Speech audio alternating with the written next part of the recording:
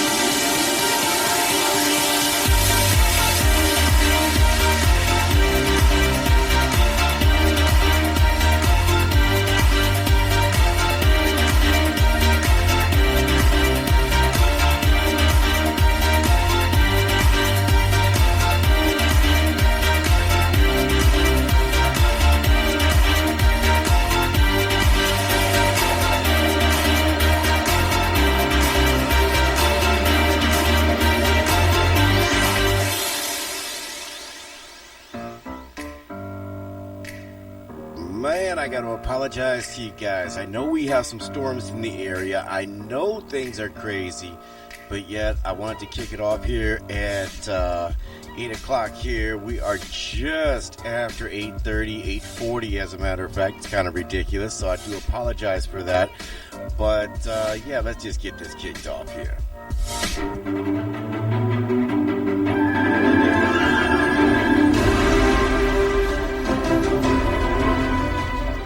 Welcome once again, ladies and gentlemen, boys and girls, children of all ages, from 8 to 80, sick, lame, and lazy. Welcome once again to the Caramel Conservative Podcast as we're coming at you here live 1 week after Election Day. I can't believe the stuff that has gone on. Absolutely ridiculous. We're going to talk about that here later tonight. Got a lot of stuff to go over. And, yeah, so... Again, I apologize. We had a lot of ridiculous stuff going on here. Obviously, the Midwest, we got a lot of storms and stuff. It's been kind of nuts here. Raining all day. I think they were saying something like anywhere between 2 and 4 inches of rain in the Midwest, in the central Wisconsin area. I know they got tornado warnings and everything down in the southeast Wisconsin. So a lot of crazy stuff going on there. And then, of course, with the storms come the wind, and my internet signal wasn't necessarily the best, so apparently I had to reboot. I thought I took care of that earlier. As a matter of fact, I know I rebooted earlier, but apparently that wasn't good enough. So here I am rebooting once again. We got John Galt in the chat room here tonight. What's going on, brother? Good to see you tonight. We had to reset the chat room here. Guys, do me a favor if you'd be so kind. Go ahead, like, share, subscribe, all that other good stuff that goes along with that. We do appreciate that. That is something that really does help out the show anytime you guys get a chance to do that. I don't have the time to put this up on all the other socials, on Parler and all that other good stuff, but we'll worry about that later. Anyway, happy birthday, 245 years to the United States Marine Corps. That is today. I had a whole clip there, but I'm not going to play it now because we've gotten too far into this. Also, I want to wish everybody that has served, past, present, future, whether you're from the United States Marine Corps, United States Navy, U.S. Army, United States Air Force, United States Coast Guard, National Guard, Weekend Warrior, happy Veterans Day to you guys. And we always say happy, but the thing is, thank you. Thank you for your service. Thank you for signing up and giving that check up to and including your lives. Some of us didn't make it back. Some of us came back scarred, wounded, physically, mentally, spiritually. But you know what? We got to take care of each other. And this is actually something I'm going to be working on. We got a couple of things in the fire. One of them, I'm going to be starting to work with a couple of veterans groups. 22 veterans a day taking their lives. That's just unacceptable. Unacceptable. So we're going to be working on that there to try to promote that type of awareness and to get veterans the help that they need. Also, I got a couple of, I actually got a sponsor lined up, and I'm going to be talking about that probably next week because I got a couple things going on with them. So kind of stand by for that because this is actually something you guys might need, especially going forward, depending on the direction of the country and where things go. So we got a lot of stuff to cover, but I wanted to start off with a couple different things, not directly related to the presidential election. We're going to get into that. That is important. Make no mistake about it. But I wanted to get into this. I talked to a good number of people. I have seen, obviously, I spend way too much time on social media. And I have seen people talking about things like, oh, God, I can't wait till 2020 is over. I just want to fast forward it. I'm done with 2020. Can't wait for 2021.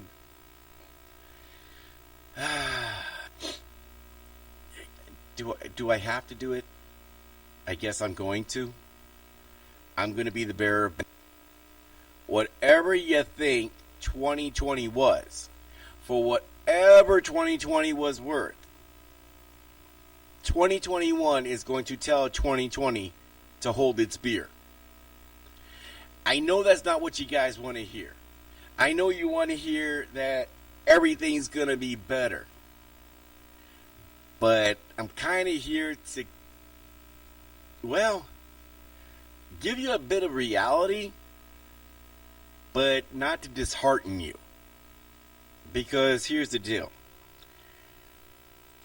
I think when it comes to just life in general, so many people want to find out, what's the meaning of life? What's the trick?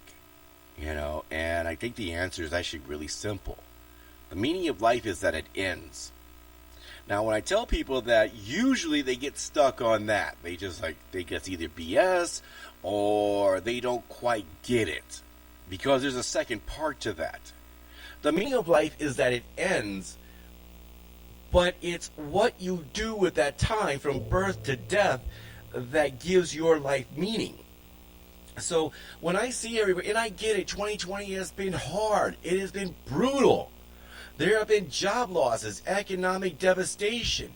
We've had tyrannical governments, little kings running around trying to enforce their will on their fiefdoms. We've had economic, I don't want to call it depression, but in some areas, it's what it was. You had COVID. People have lost loved ones and friends as a result of it. Job losses. It's been insane. Little tyrant Tony Evers here in Wisconsin, he signed an executive order to suggest and advise you to stay home over the holidays. Yeah, okay. So now we're signing orders for advisement and suggestions and all that other stuff. Here's the thing. Your brain has this wonderful little thing. Some have referred to it as the reticulating activating system. You know that idea if you were to buy yourself a red car, all of a sudden you notice all the red cars out on the street? If you look for something, you're going to find something. If you want to find things negative, if you see the world through a negative prism, that's exactly what you're going to see. Negativity everywhere. Now, things that happen there, things that are beyond your control. I understand that, but you have the control of how you react to these things. Now, you could make we still got 2 months. 2 and 2/3 month, or 1 and 1/3 month, however you want to break it down. You got that much time left here in 2020 to make it the best 2020 that you ever had. Well, but the best year you've ever had. You can make this an ultra phenomenal year by literally changing your attitude and seeing what it is that you can do to make things more positive in your life, the lives of your family, the lives of others, and the people around you. But you actually got to make that choice. And a lot of people, I don't know why this is, because they get tuned into their TV. They watch the news. It's so depressing. Whether we're talking presidential politics or everything else, you own this. You own your reaction to things that come about. So whether or not you want to continue to lament over things and just get upset about the things that you can't control, or do you take control of the things that you can and try to turn it into a positive? You see what I'm saying? Does that make any sense? You know, and that's one of the things that I really want you guys to get into the habit of thinking through, because if indeed you could do this, what kind of day could you make tomorrow? The day after the next? What kind of week can you have the week after the next? What could you do with the rest of 2020? You know, to help somebody else make their day, their week, their lives just a little bit better, just by simply. I know I'm gonna kind of sound, got this whole Tony Robbins, Les Brown type thing going on here, but you know what? They are onto something. Brother Gary, GJRB Online, how are you guys tonight? Good to see you. How are you and the missus doing?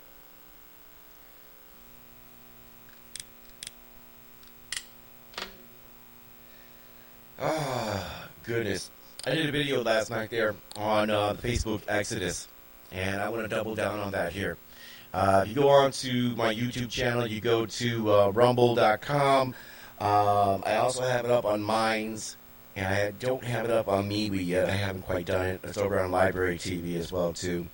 Let me just double down on it, and I just want to take a minute or two to kind of go over that. What I want you guys to keep in mind here, everyone's really pissed off when it comes to big tech, when it comes to Facebook, Twitter, Instagram, YouTube, and everyone wants to do this exodus. Don't do it. I'm telling you guys, do not leave those big tech platforms. Let them ban you. Let them shadow ban you. Let them do whatever the hell it is. But make sure you're not clicking on their advertisers as well. No, what you want to do is double down. You want to double down on them, but also get onto those alternative tech sites there, those other social media sites. Black Dragons Radio in here tonight. How are you, good sir?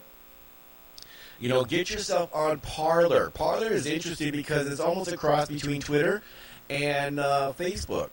I'm a little disappointed as far as Parler's showing of images and certain other things, but we're going to work on that here. I'm sure they're working out the bugs.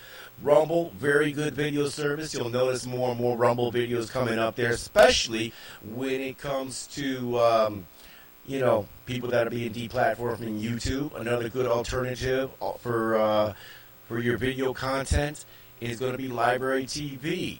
Another good alternative to Facebook, Minds.com. So make sure that you get yourself onto all of these platforms. Use the alt tech as a command and control area. Be wary of the echo chamber. You want to stay away from that as much as you can, because that's how Twitter literally became the shithole of the internet that it is. Teresa, welcome back here tonight. Get yourself onto these platforms, command and control, disseminate information, and then keep in mind, Facebook, Twitter, Instagram, YouTube, That is the digital battlefield. That is where you need to be taking the fight to the left. You give no ground. Hold the line. I wish I had my gladiator theme here. I could have Maximus just yelling it out. Hold the line. But you give ground to the left. Because I'm telling you right now, if you abandon that big tech, all those social media platforms, and you think that you're going to be in the safety of Parler and everyone else over there, make no mistake about it, the left will still come for you. They're like a bunch of damn Terminators. They don't eat, they don't sleep, they don't drink. They will continuously and ruthlessly hunt you down. They can't be bargained with, they can't be reasoned with, and they have absolutely no shame. Oh, I get it. What I'm saying here is hyperbolic. What I'm saying here is off the hook. It's just so cruel and divisive. Oh, don't talk to me about unity. Yeah, as a matter of fact, we'll talk about that later tonight. Just all kinds of frustrations. Anyway, guys, like I said earlier, please make sure you like, share, subscribe, all that other good stuff here. If you see my videos on that YouTube channel, also make sure you hit that notification bell so that way you can get all of the latest content that I'm dropping. I'm actually putting out probably 2-3 videos a week here, and tell you, man, there's just all kinds of crazy stuff going on there. Yes, Brightbird said it. Wow. That's what happens when I hang around Mike Myers too much, man. I start speaking in tongues or something. Breitbart said it best. #war. And I want to get into that here. And this next segment is going to take the remainder of the show, because there is just so much to go over. And within this segment of the presidential election, there are subsegments upon subsegments upon subsegments, and we really need to get into that. Now, I don't know if you guys catch, there's a YouTuber out there, in his podcast, Tim Pool, Timcast IRL, and I like the guy. I think the guy is great, because here we have a self-professed liberal who is tired of woke cancel culture. It is absolutely disgusting, but the way he breaks it down, I think, is artistic. It really is. Because he breaks it down in such a way that is very commonsensical, but yet maintains and holds true to his classical liberal philosophies. Meanwhile, espousing the idea of national security, national interest, and generally promoting peace all across the board, which it's kind of hard to argue against those things. I could disagree with him on a lot of social platforms, especially in terms of like abortion and several other things. But if you're going to be very commonsensical about your approach, and you're not going to be a dick about things, well, I have no problem sitting there having a conversation with you over a glass of bourbon and some good steak. Because that's how I'd like to get down to it, stuff like that. If we had more people like that that'd be willing to have that kind of conversation, we probably wouldn't be in the mess that we're in. As it stands now, the best way of putting it, as a nation, we are broken. We're not breaking. We're not fractured. We're not at an impasse. We are broken. We are literally two nations, two people, with two different philosophies and no common ground. Now, I don't know about you guys, but that kind of scares the hell out of me. And I've talked about this at great length.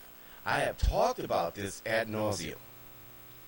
And one of the things that I've always been very critical of the people on the right is this idea that, we just need to extend an olive branch. We need to kind of reach across the aisle.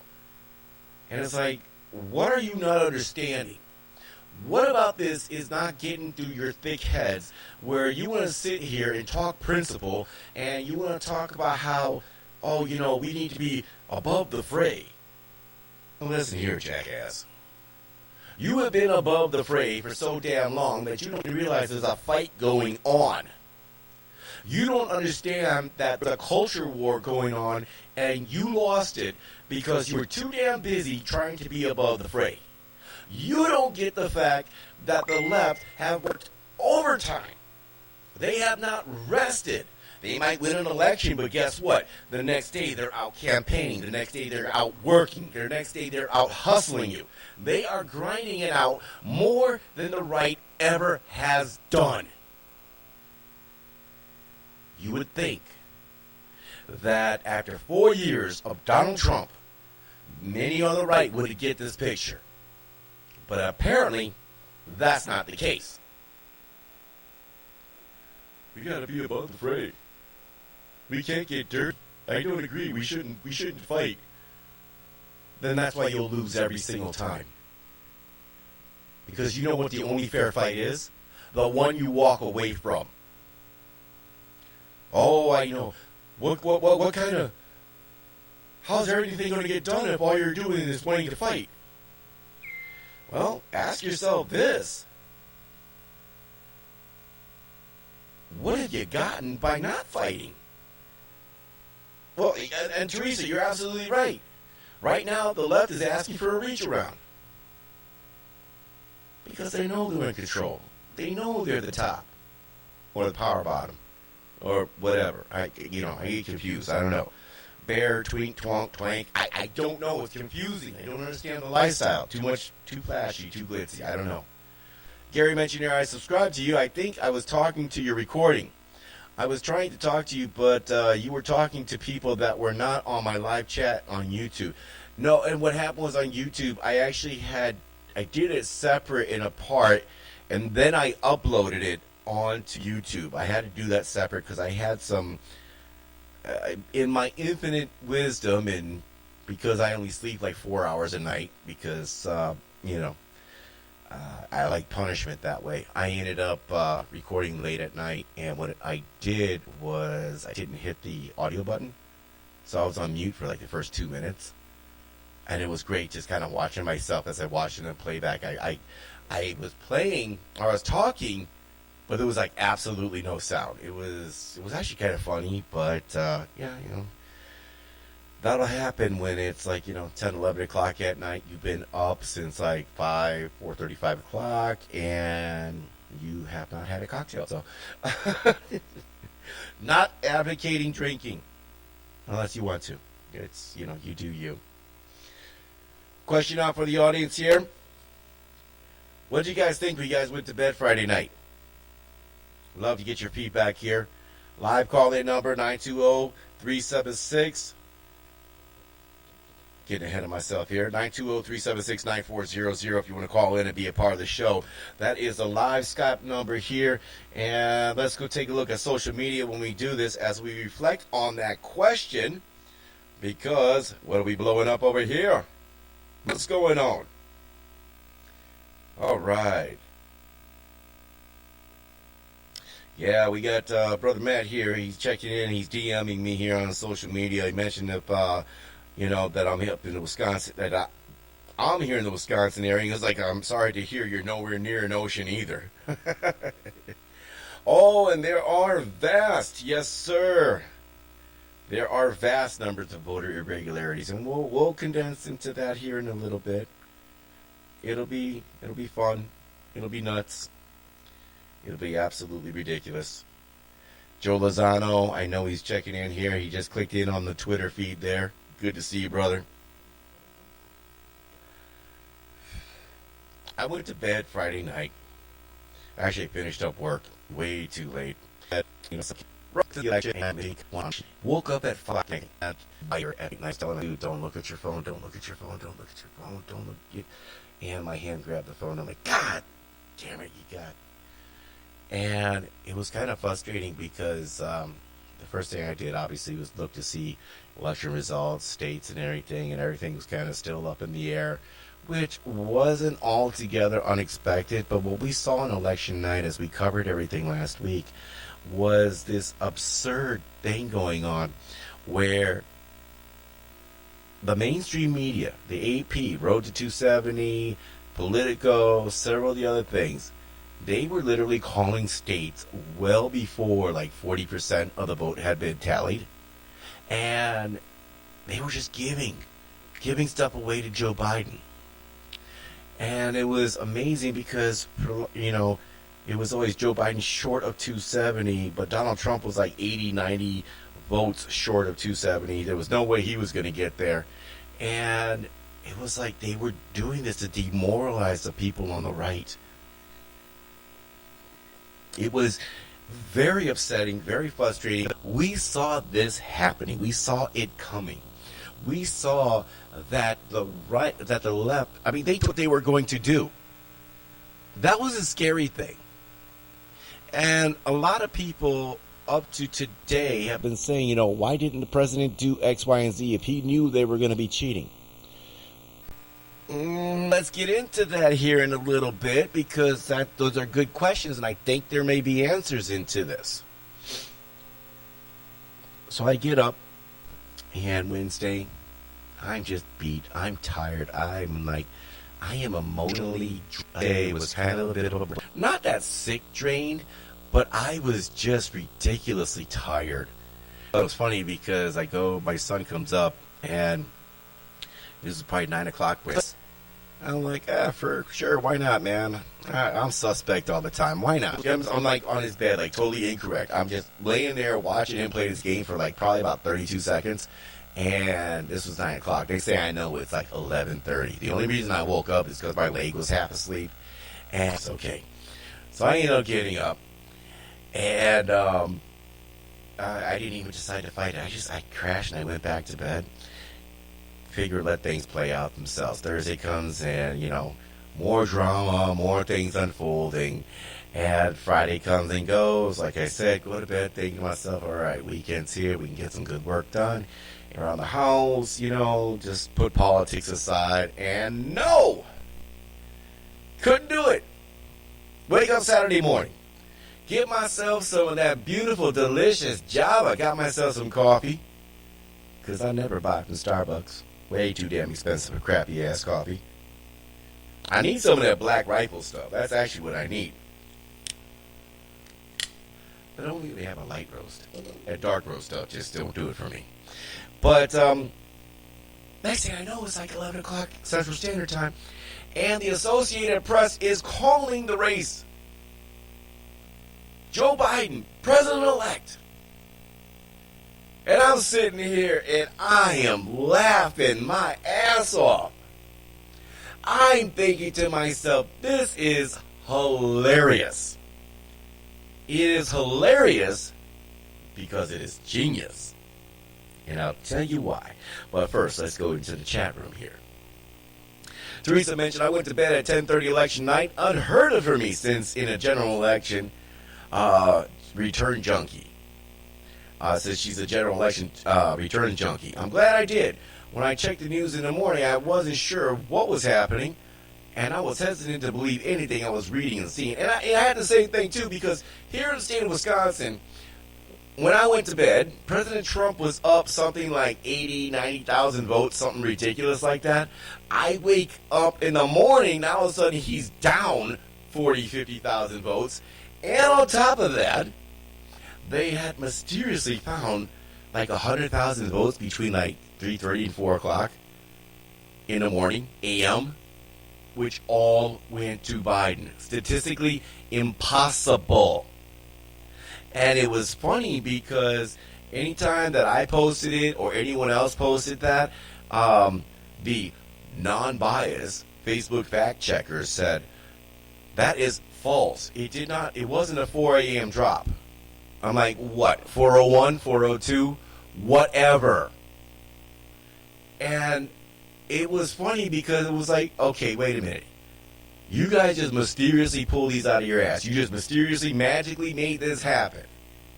Right. John Gall mentioned on here, demoralization, a chapter right out of the Russian playbook regarding ideological subversion. And, that's an excellent point that you bring up here because even the most ardent and hardened amongst us You're subject to it too. I'm subject to it. And I told people this before, there are times where I don't want to do a show. I have weeks where I do not want to do a show because I'm just like, fuck it, I'm tired, man. I don't want to deal with this. But I can't let that stop me. Cannot let that hold me down. And you got to really think about it when you take a look at President Trump. I mean, this man, he has been going full bore for the last 4 years. He's been just out there kicking ass and taking names and taking slings and arrows and spears and, just taking all the hits. And if this man is willing to do this for this country, and I get it, there are probably a lot of people that voted against him as a person, which, again, shows us low information voter. If you don't like him as a person, but you liked his economic policies, but you still voted against him, you voted against your own self-interest.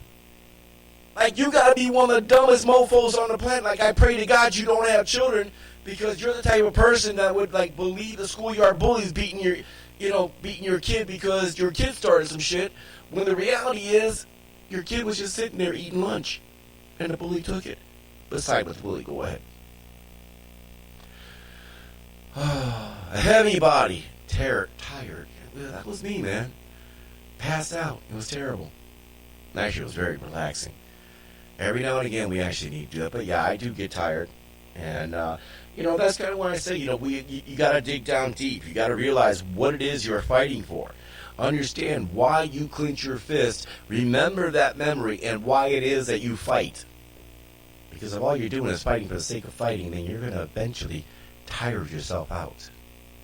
And you're going to forget the whole reason why you fought. But it was interesting, boy. I tell you, Saturday, you saw everybody and their mama.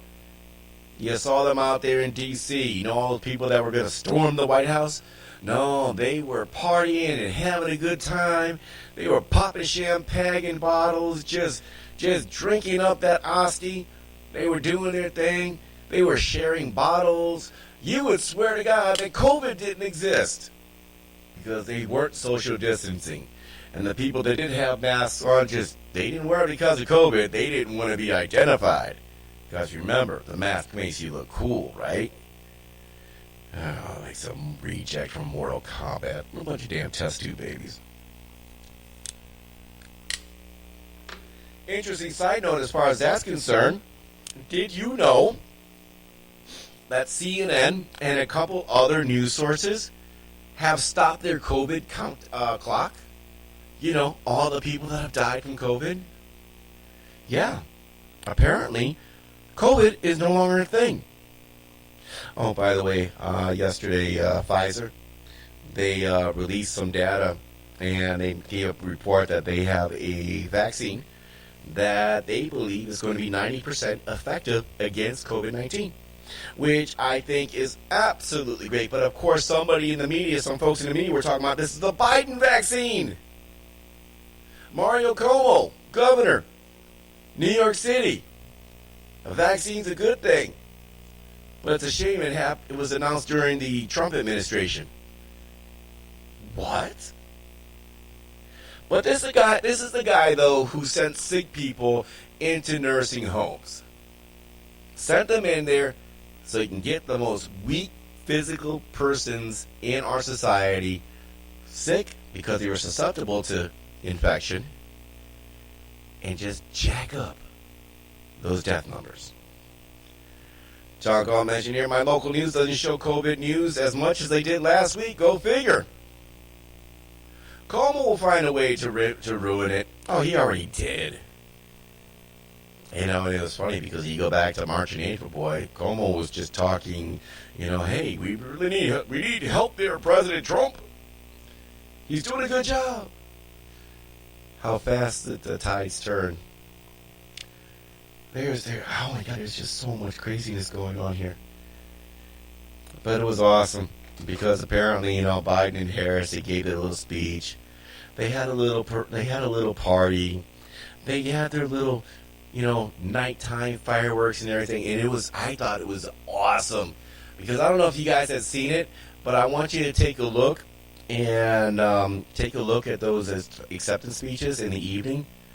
because they had a nice stage, nice blue background, Biden, Harris, calls for unity, all that other good stuff. They had people in the crowd, and there were cars all over the place. But there was a huge, huge thing that only a well-tuned eye would be able to catch. What do you think that might be? And it relates to the cars. It was actually really stupid. What if I told you all the cars that were in this parking lot rally for Joe Biden? What if I told you the make of those cars were all Jeep? What if I told you they were all 2020, 2021 models? Yeah. If what you're thinking is what I'm implying, or just saying outright, they held a rally at a car lot. And the way that they went about doing it was making it seem like all those cars were people that came to see Biden Harris. And I just thought that was the funniest thing in the world. You can't even get people to come up with their 89 POS and come to your rally. Because heaven forbid. Because most of those actually they probably didn't come in their 89 POS. It was probably 87. I'm sorry. I don't want the Facebook fact checkers to call me out or anything crazy like that. But oh my goodness. It keeps getting better and better.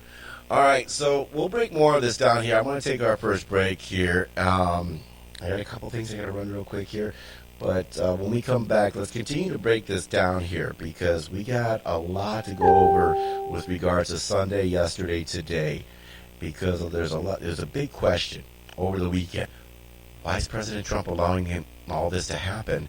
And why exactly did he go golfing over the weekend? And I have an answer. I think you guys will enjoy this. We'll be right back.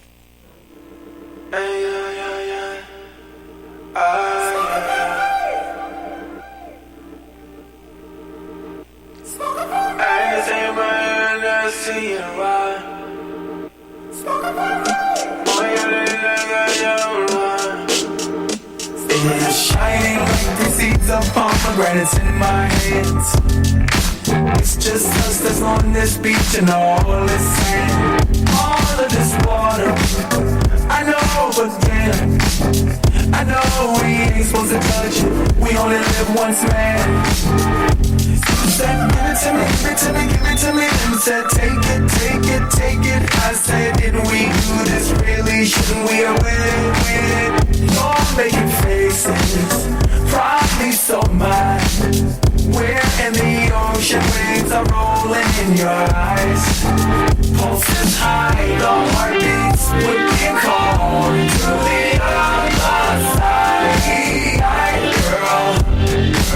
Close to the vibe, you can't sleep, our clothes on. Feel so good inside, girl. It's been so long since we've been away from home. Every last one gone. Best believe knowing this shit gone. It's been so long since we've been away from home. Every last one gone. Best believe knowing this shit gone. What's the reason why we should do this tonight? Spend the night, spend the night, spend the night, spend the night. So much you won't see without open eyes. Close eyes, close sight, close mind, close mind. No feelings is bringing in. What's this tone I'm singing in? Your eyes are twinkling, my lips are tingling. You are my synonym. You're flawless adrenaline, melting like this night. Being called to the other side, girl.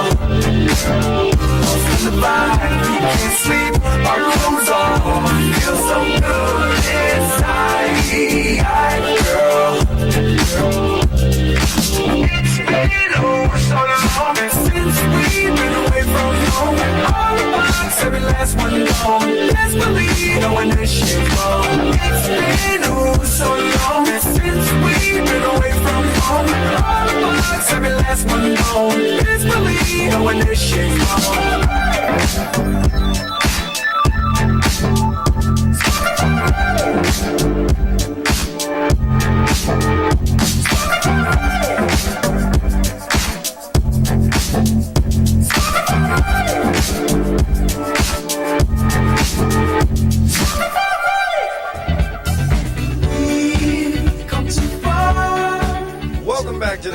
Conservative Podcast. It is about 9:15 p.m. Central Standard Time.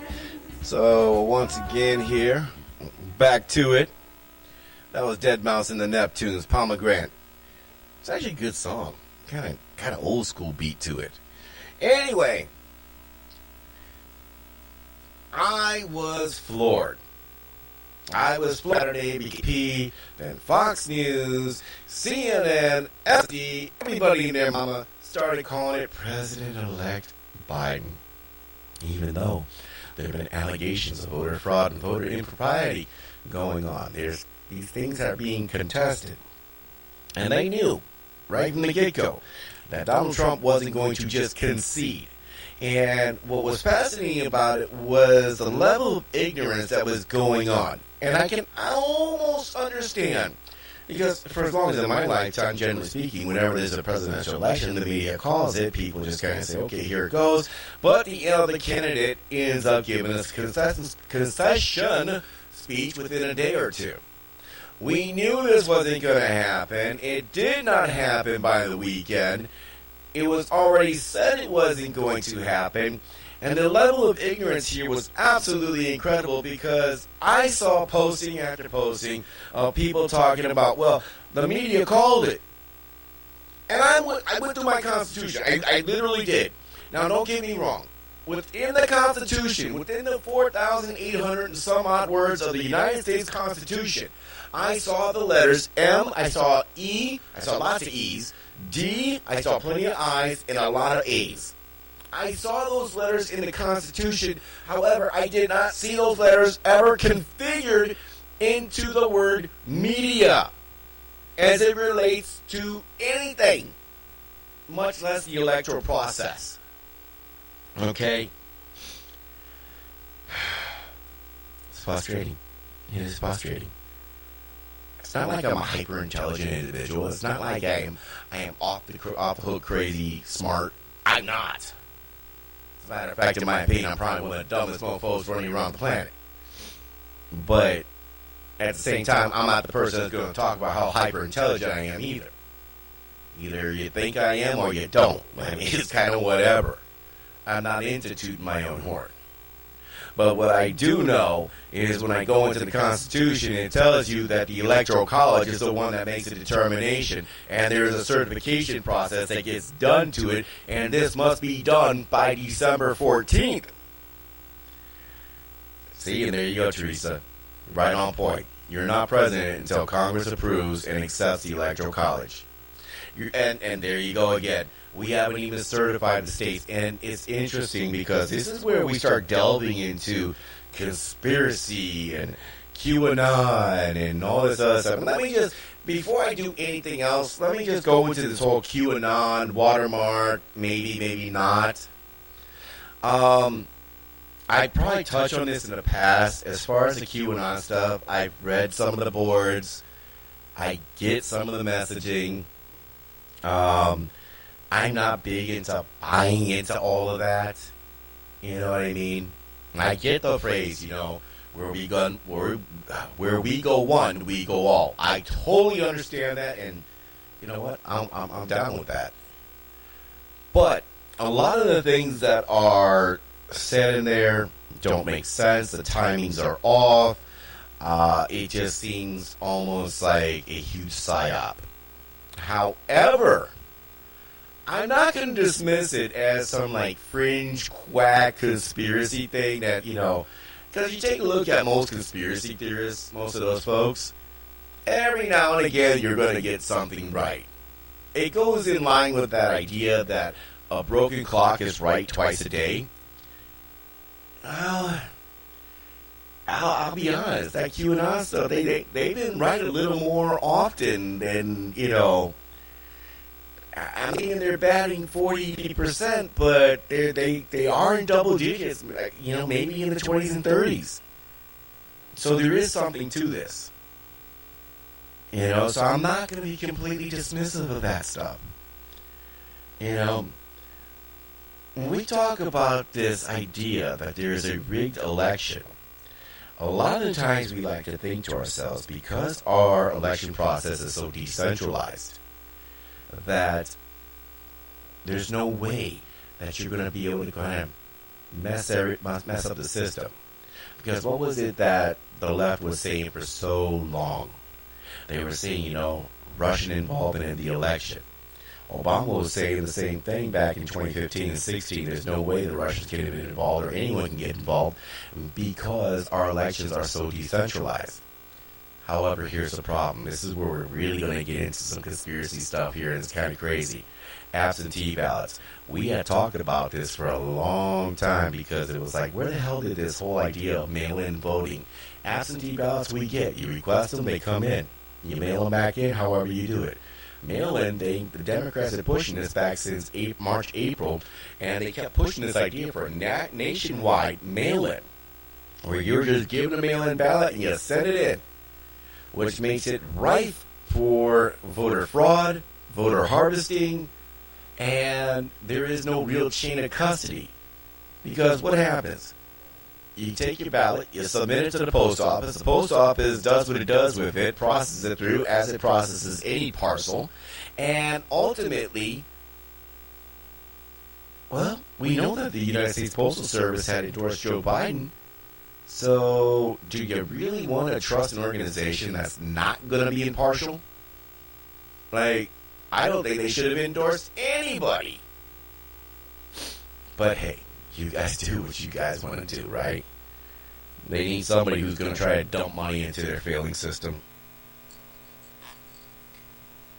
By the way, I can't be the only one who's all for getting rid of the United States Postal Service and just letting the FedEx and Amazon and, UPS just do the job, because they sure as hell seem to do a better job than the United States Postal Service. I don't worry about my stuff being lost from them. And whenever it is, it's replaced within like a day or two. Well, anyway, that chain of custody is absolute crap. It is absolute garbage. But what made it even more interesting was the amount of mail-in ballots that were coming back. Those numbers in some areas were exceeding the actual voter base that was in certain jurisdictions. And you were seeing voter turnout that was going up like plus 30-40% of what normally happens. Now, I understand President Trump's extremely polarizing person, but you mean to sit there and tell me, assuming all the ballots are correct, from the actual votes, absentee vote ballots, mail-in ballots, that Joe Biden actually got more votes than Obama got?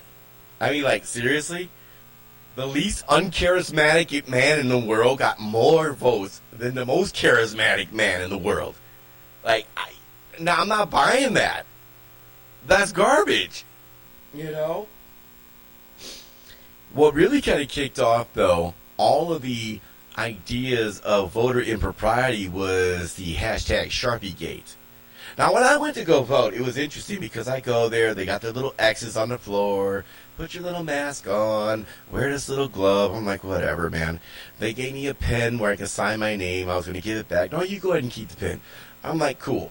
I'll take the pen because, you know what, pens are like lighters. You lose them all the time. If I can get a free pen out of something, why not? Then they gave you a little stylus, and you went to the little voting machine. Punched in your little things, you waited for the ticket to print, it cycled through, you were good to go. Not a problem, right?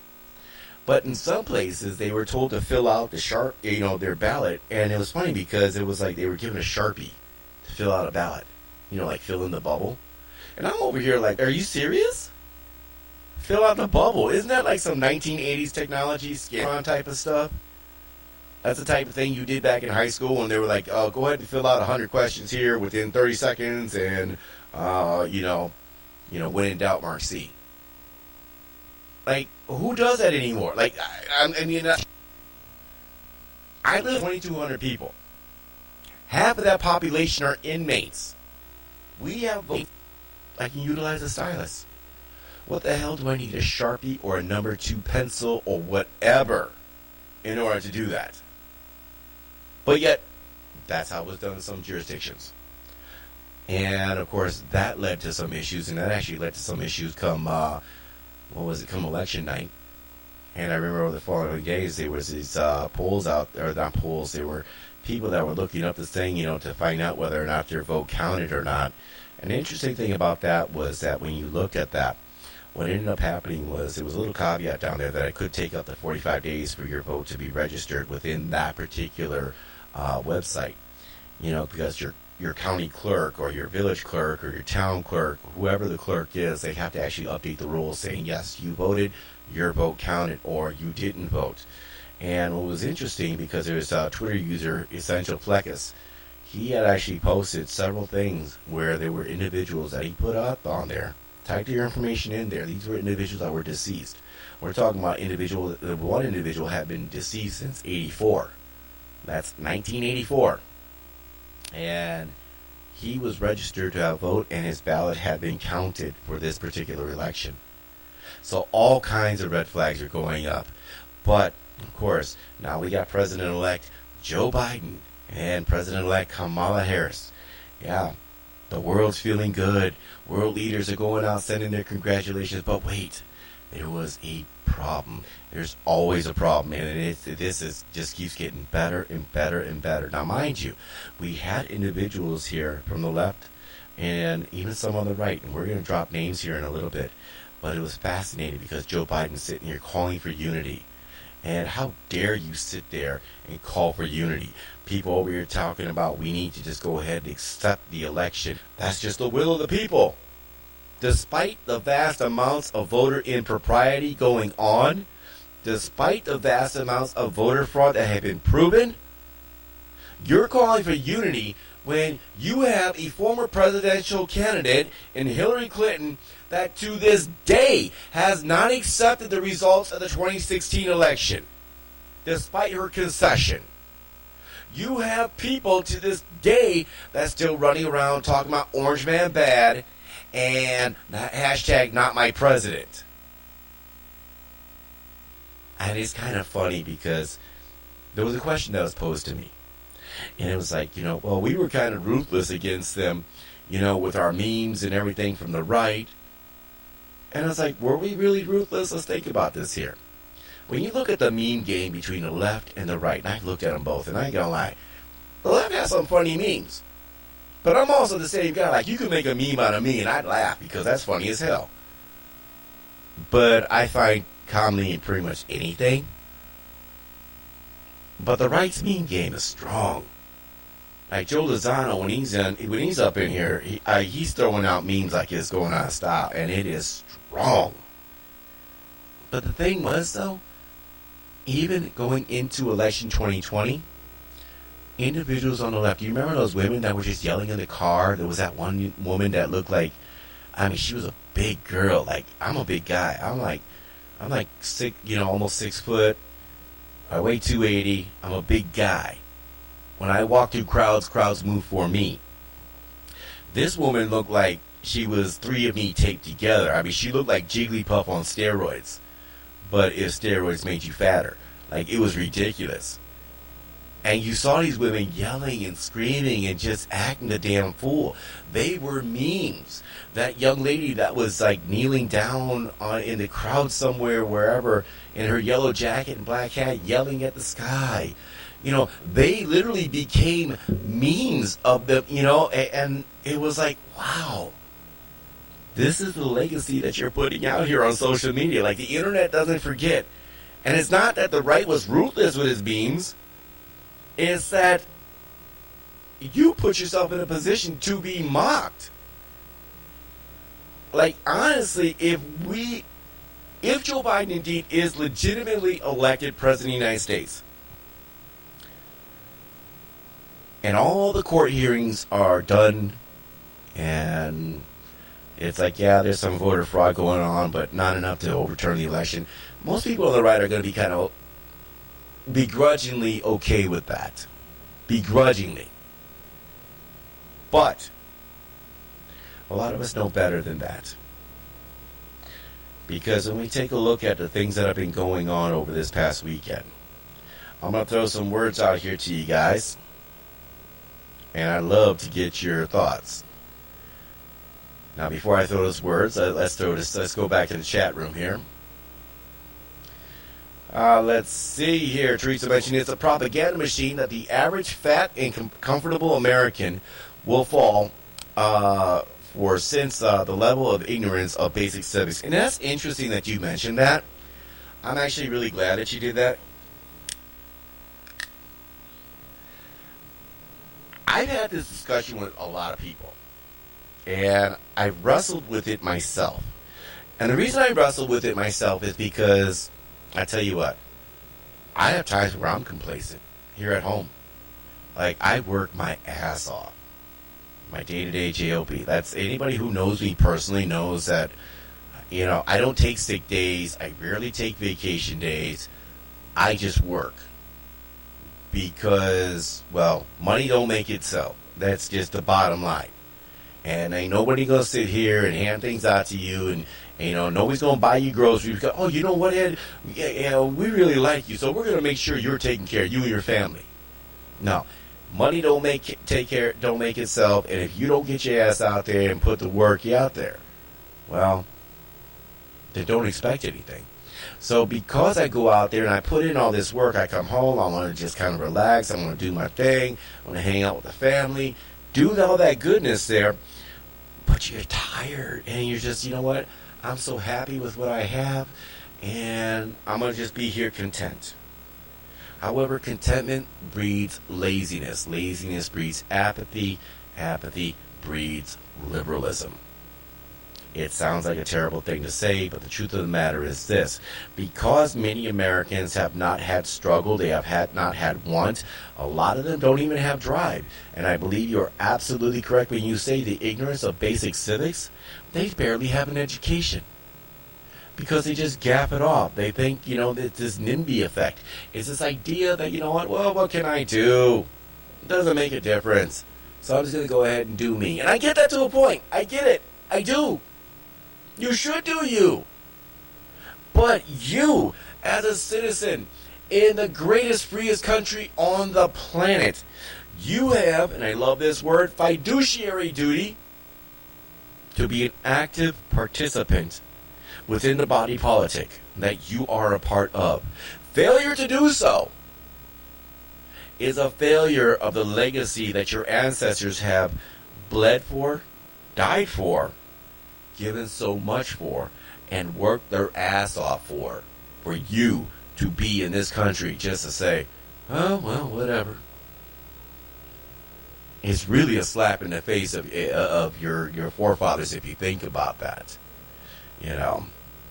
But John Gall mentioned here, it's like I've been talking to you the whole about that topic, Teresa. I say that all the time. You also mentioned here, I hear there are votes from people who were born in the mid-1800s. I had not heard that. I would love to see more on that. Carpe Donctum is a great meme creator. I need to check that out. Teresa mentioned if God forbid that happens, Biden will have a red wall to deal with. So much so, Pestilence Pelosi may even be gone soon. Pelosi, that's going to be an interesting one. She's got a real big uphill battle as it relates to being Speaker of the House again. So apparently she won her district, but she may not win speakership. There are people that are challenging her because they have lost a lot of seats in the House of Representatives. And it actually looks like they are not going to be flipping the Senate.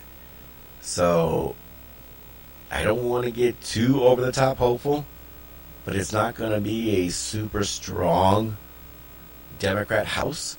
There is still even the potential for flipping the House, but the Senate is going to be razor thin. And there's actually a real possibility it could be 50-50 in the Senate, which would make Kamala Harris like the tiebreaker in almost everything.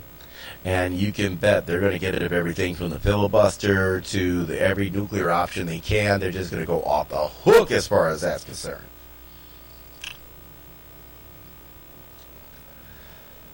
Crazy times we live in. Crazy times. Apparently Joe Biden was out there today saying that it's an embarrassment that Donald Trump hasn't conceded the election yet. Now, mind you, it's only been 7 days. But apparently Al Gore was allowed to go 37 days, and that's not an embarrassment. Going all the way up to the Supreme Court. Very fascinating there. Anybody remember those bumper stickers? Sore loserman? That was awesome. I love seeing that. I thought it was hilarious because it's a nice little play on words. But Al Gore had every right to go ahead and challenge every vote, all this hanging chads, all that other nonsense. And while I didn't agree with him, he had the legal right and I think the legal obligation to do so. Because if indeed he did, well, there it is. President Donald Trump is literally going after every single vote. And it's interesting because I'm watching as a lot of this plays out here. And Real Clear Politics. Now remember, I talked about earlier, Politico and AP and several others, boy, they just called state after state after state. I look up Real Clear Politics, and I understand that Real Clear Politics is a little more on the right-leaning side of things. But they are so, if you look at their map, and I'm going to throw this you game. Let's get that back up there. Yeah, Joe Biden needs to get off the TV. But they're not going to get rid of him, though. Especially Fox News. By the way, Fox News has completely sold out. Fox News, Paul Ryan has shown himself. God, there's so much to go over. It's exciting and scary at the same time. But Real Clear Politics has been very reserved on everything. Like if you take a look at Politico and Road to 270 and everything else, they have all the maps, all the states colored up and everything.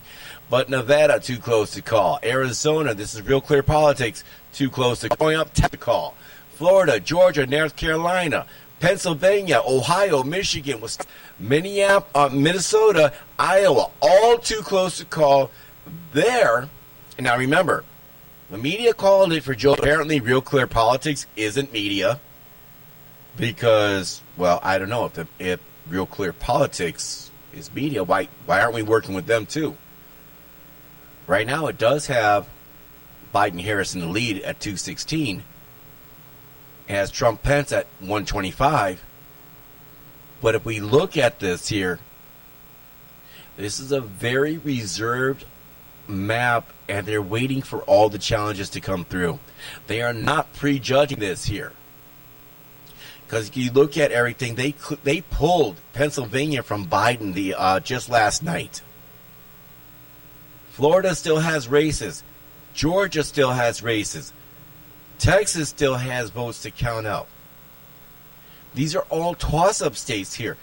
Wisconsin is going to get a recount. And I actually have a hot story that I'm working on here. I'm hoping to get more information on this later on some happenings here in the state of Wisconsin. I'm in some talks with some folks.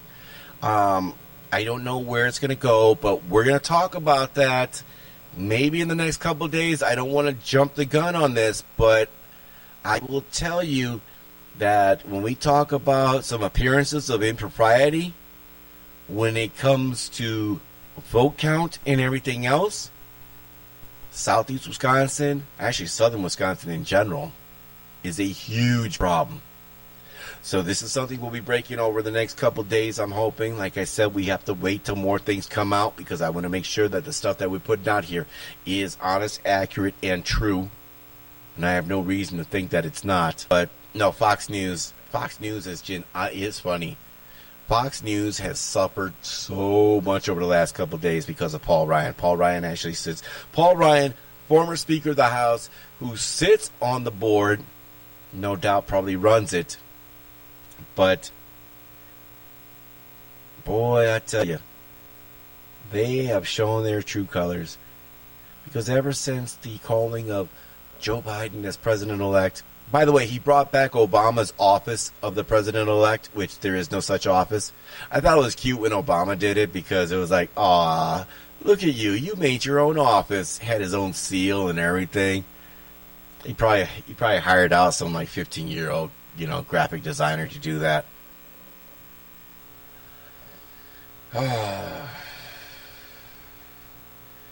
Goodness.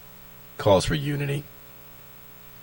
I thought it was funny, too, because they were making calls for unity, how everybody needs to, back Joe Biden and get behind Joe Biden and just kind of accept the results. And I was like, why? because you say so? You're talking about nationwide mandate masks and lockdowns and going back into the Paris Climate Accord. You're talking about getting back into TPP, the Trans-Pacific Partnership. You're talking about doing things that is going to devastate our economy and ultimately ship back all the gains that we had over the last 4 years and push that back to China. I'm not unifying behind that. Furthermore, with all the garbage that you have pushed toward us over the last 4 years, all the hatred, all the vitriol, all the assaults, it'll be a cold day in hell before I end up unifying with you.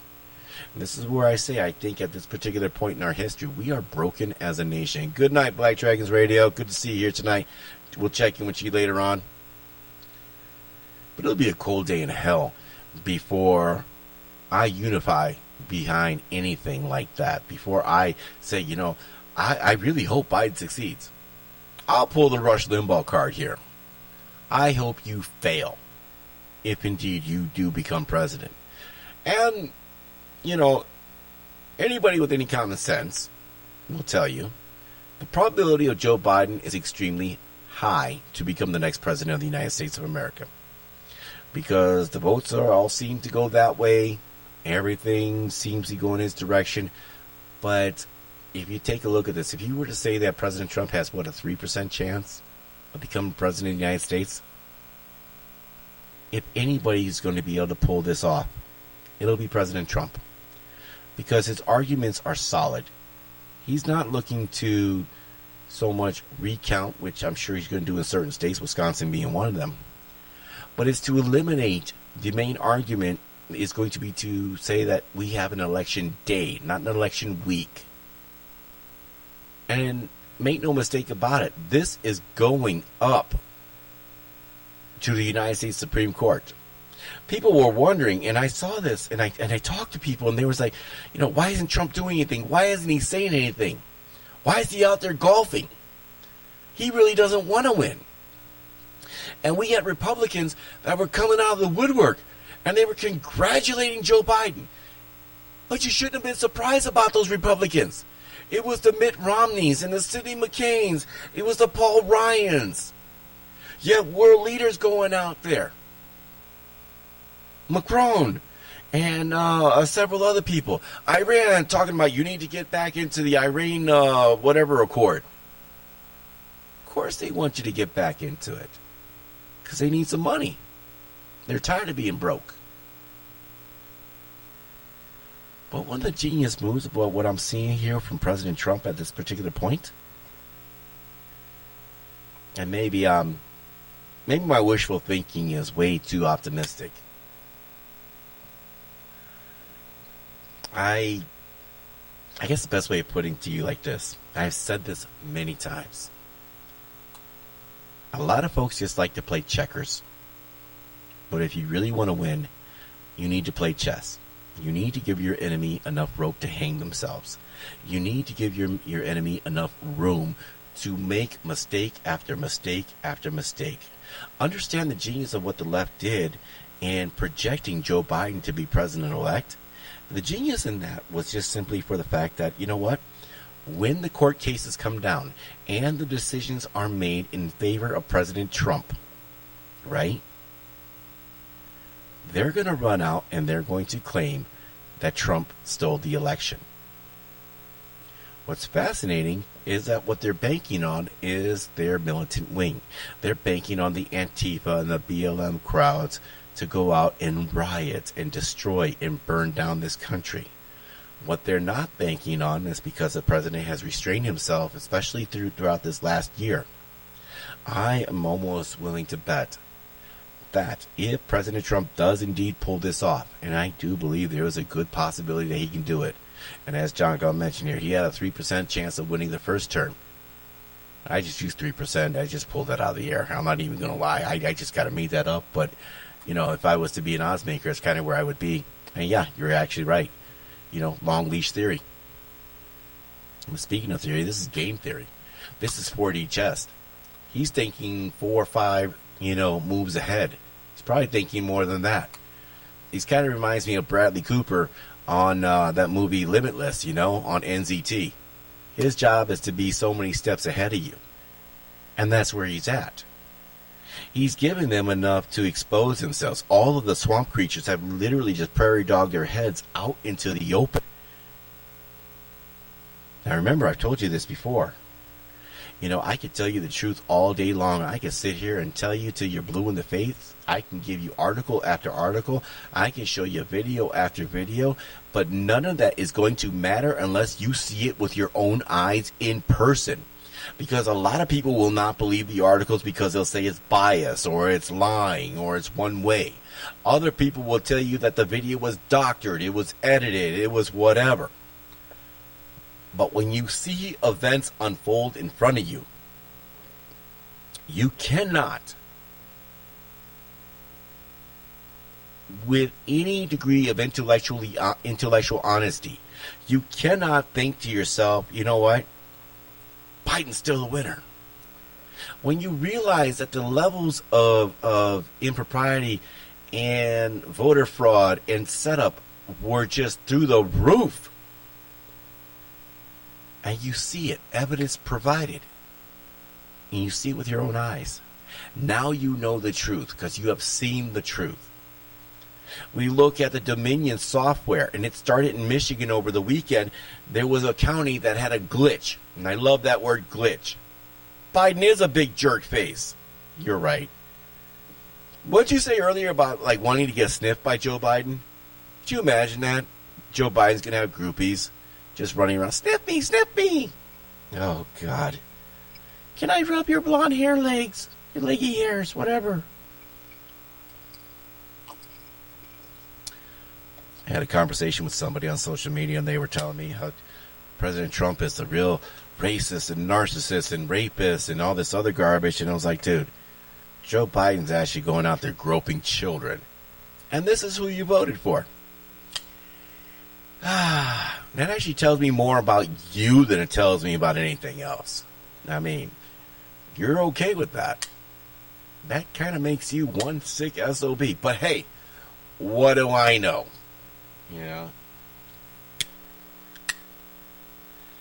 I think Trump is playing 4D chess. I think Trump knows what's going on. I think Trump knows that the left is going to go ahead and do all the foolish things in the world, and that's exactly why he went playing golf over the weekend. Why worry when your enemy is going out there, making mistake after mistake, falling upon their own sword, getting their base riled up, and all the deep state creatures are going out there just popping their head out of the sand. They've exposed themselves to who they really are over the weekend, and that's why we talked about social media at the beginning of the show. Fox News is just losing viewers, both in terms of viewership on the television and on their social media pages. I mean, they are leaking them. It's awesome. Go to, if you're on Facebook, go to Fox News right now. And what I want you to do is keep an eye on how many people are subscribed. They click like. And then in 5 minutes, refresh the page, do it again. That number will be different. The number's always different, but the number will be less instead of more. And it's funny because Newsmax has just outpaced them in ratings ever since this has happened. Blaze TV has outpaced them. One American News Network has outpaced them. And, of course, the number one app on any of your Play stores right now, Google or Apple, is Parler. Because everyone is migrating there. But again, remember the digital battlefield. Very important that we noted that. Another thing of interest to note here is apparently there was a poll that was taken out. And I think it's kind of funny. Why on earth is anyone going to believe the polls, especially after all of the nonsense this year? None of the pollsters got it right. Hell, I got it wrong. I didn't think Joe Biden would even make it this far. I thought at some point he would be replaced. I thought Big Mike would take the show. No. The overconfidence is really coming here.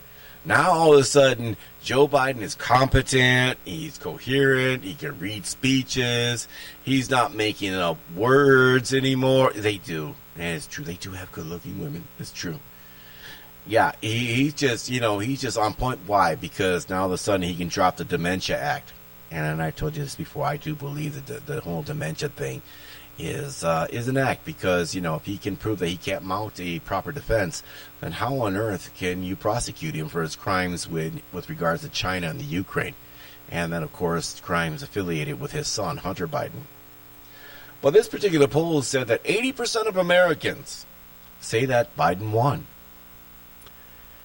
Now, I don't know about you guys, but I have a fairly large sphere of influence. And what I mean by that, take a look at your friends, your associates, the people you talk with. That's your sphere of influence. Okay? And I'm fortunate because in my day-to-day interactions, I deal with a lot of people and just a lot of really good people across the board. And I truly enjoy their interactions. And then, of course, here in front of this beautiful microphone of mine, you know, not the golden EIB or anything, but you know, I got the big mic here, not that big mic, but that, of course, increases my sphere of influence. I couldn't tell. Maybe 40% of the people that I talk to are saying, yeah, Biden's the new president-elect. 80% get the hell out of here. Most people are like, well, we just got to let the system work itself out. We just got to let the courts do its thing. People I'm talking to, like, yeah, he probably is going to win, but who's going to say what's going on with the court cases? 80%. Again, who do they poll? Antifa? Like, absolutely ridiculous. Teresa mentioned on here in the chat room, balanced person takes a break. It doesn't have to be anything more than that. Who cares if he played golf? Oh, see, yeah, you know, but Teresa, how dare him play golf? How dare him be so blasé? He really didn't want to run. How dare him do anything like that? Because he really didn't care about the American people. Again, no, never mind to anything that he's done over the last 4 years or anything to that effect. But, hey, what do we know? All right, guys, we're going to take one more break. Then when we come back, we're going to take our final segment here because I want to make sure I finish up this conversation. And I don't want to go too late. It's always so easy to do. So, when we come back, we'll talk about that, some of the agenda that he's got going forward, and why I think we are broken as a nation. We'll be right back.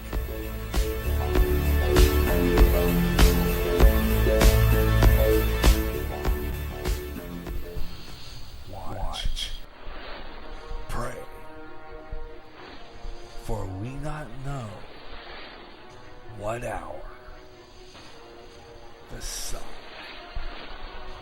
of God will return.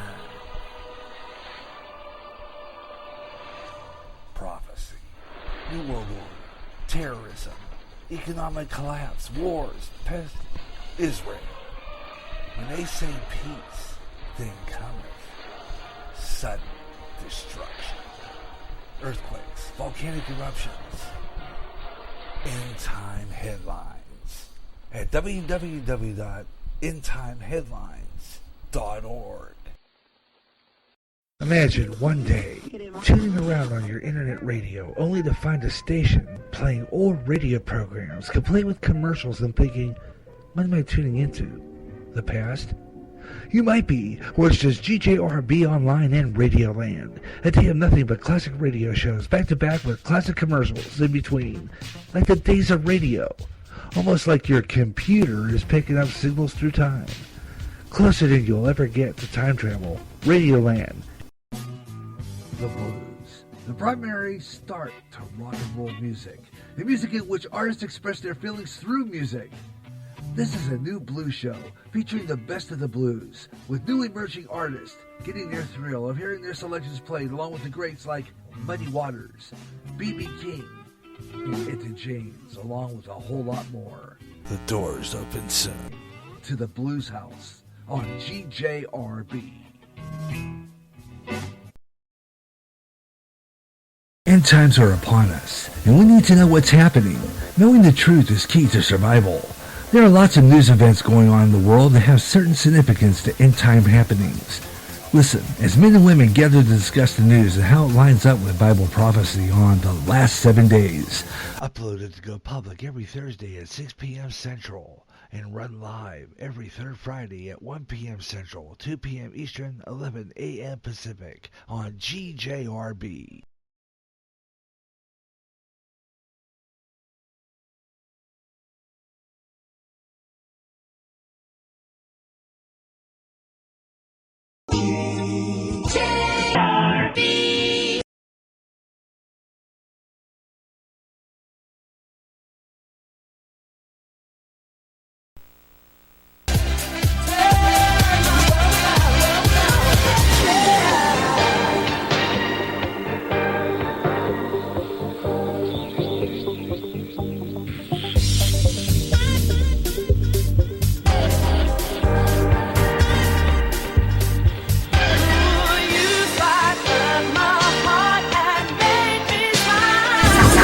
Spreaker FM, KSPR, LPFM, Clinton.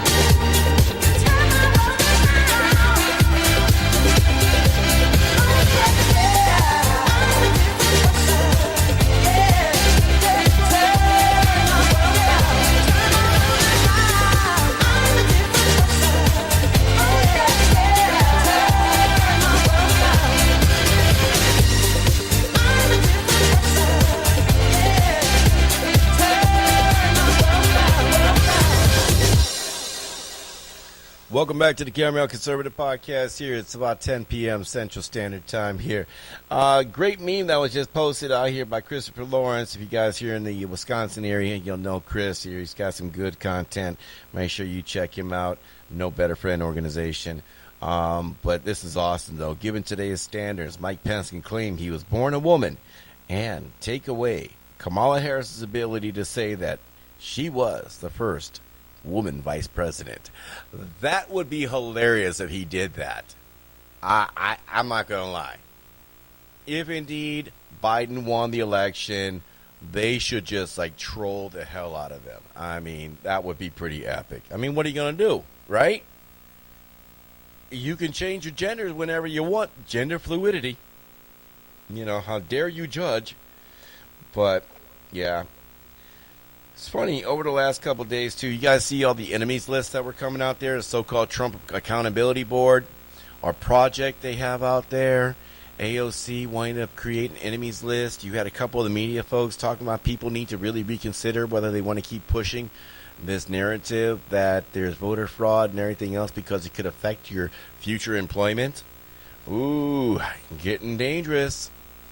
And that's kind of one of those things where I look at everything that's going on here, and I have serious reservations. I have serious concerns.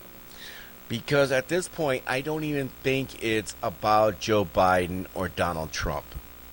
At this point, I think for the vast majority of people, even the sheep, even those that are still asleep, I think that there's no confidence in the election system anymore. I think there's certainly confidence in the Constitution for the most part.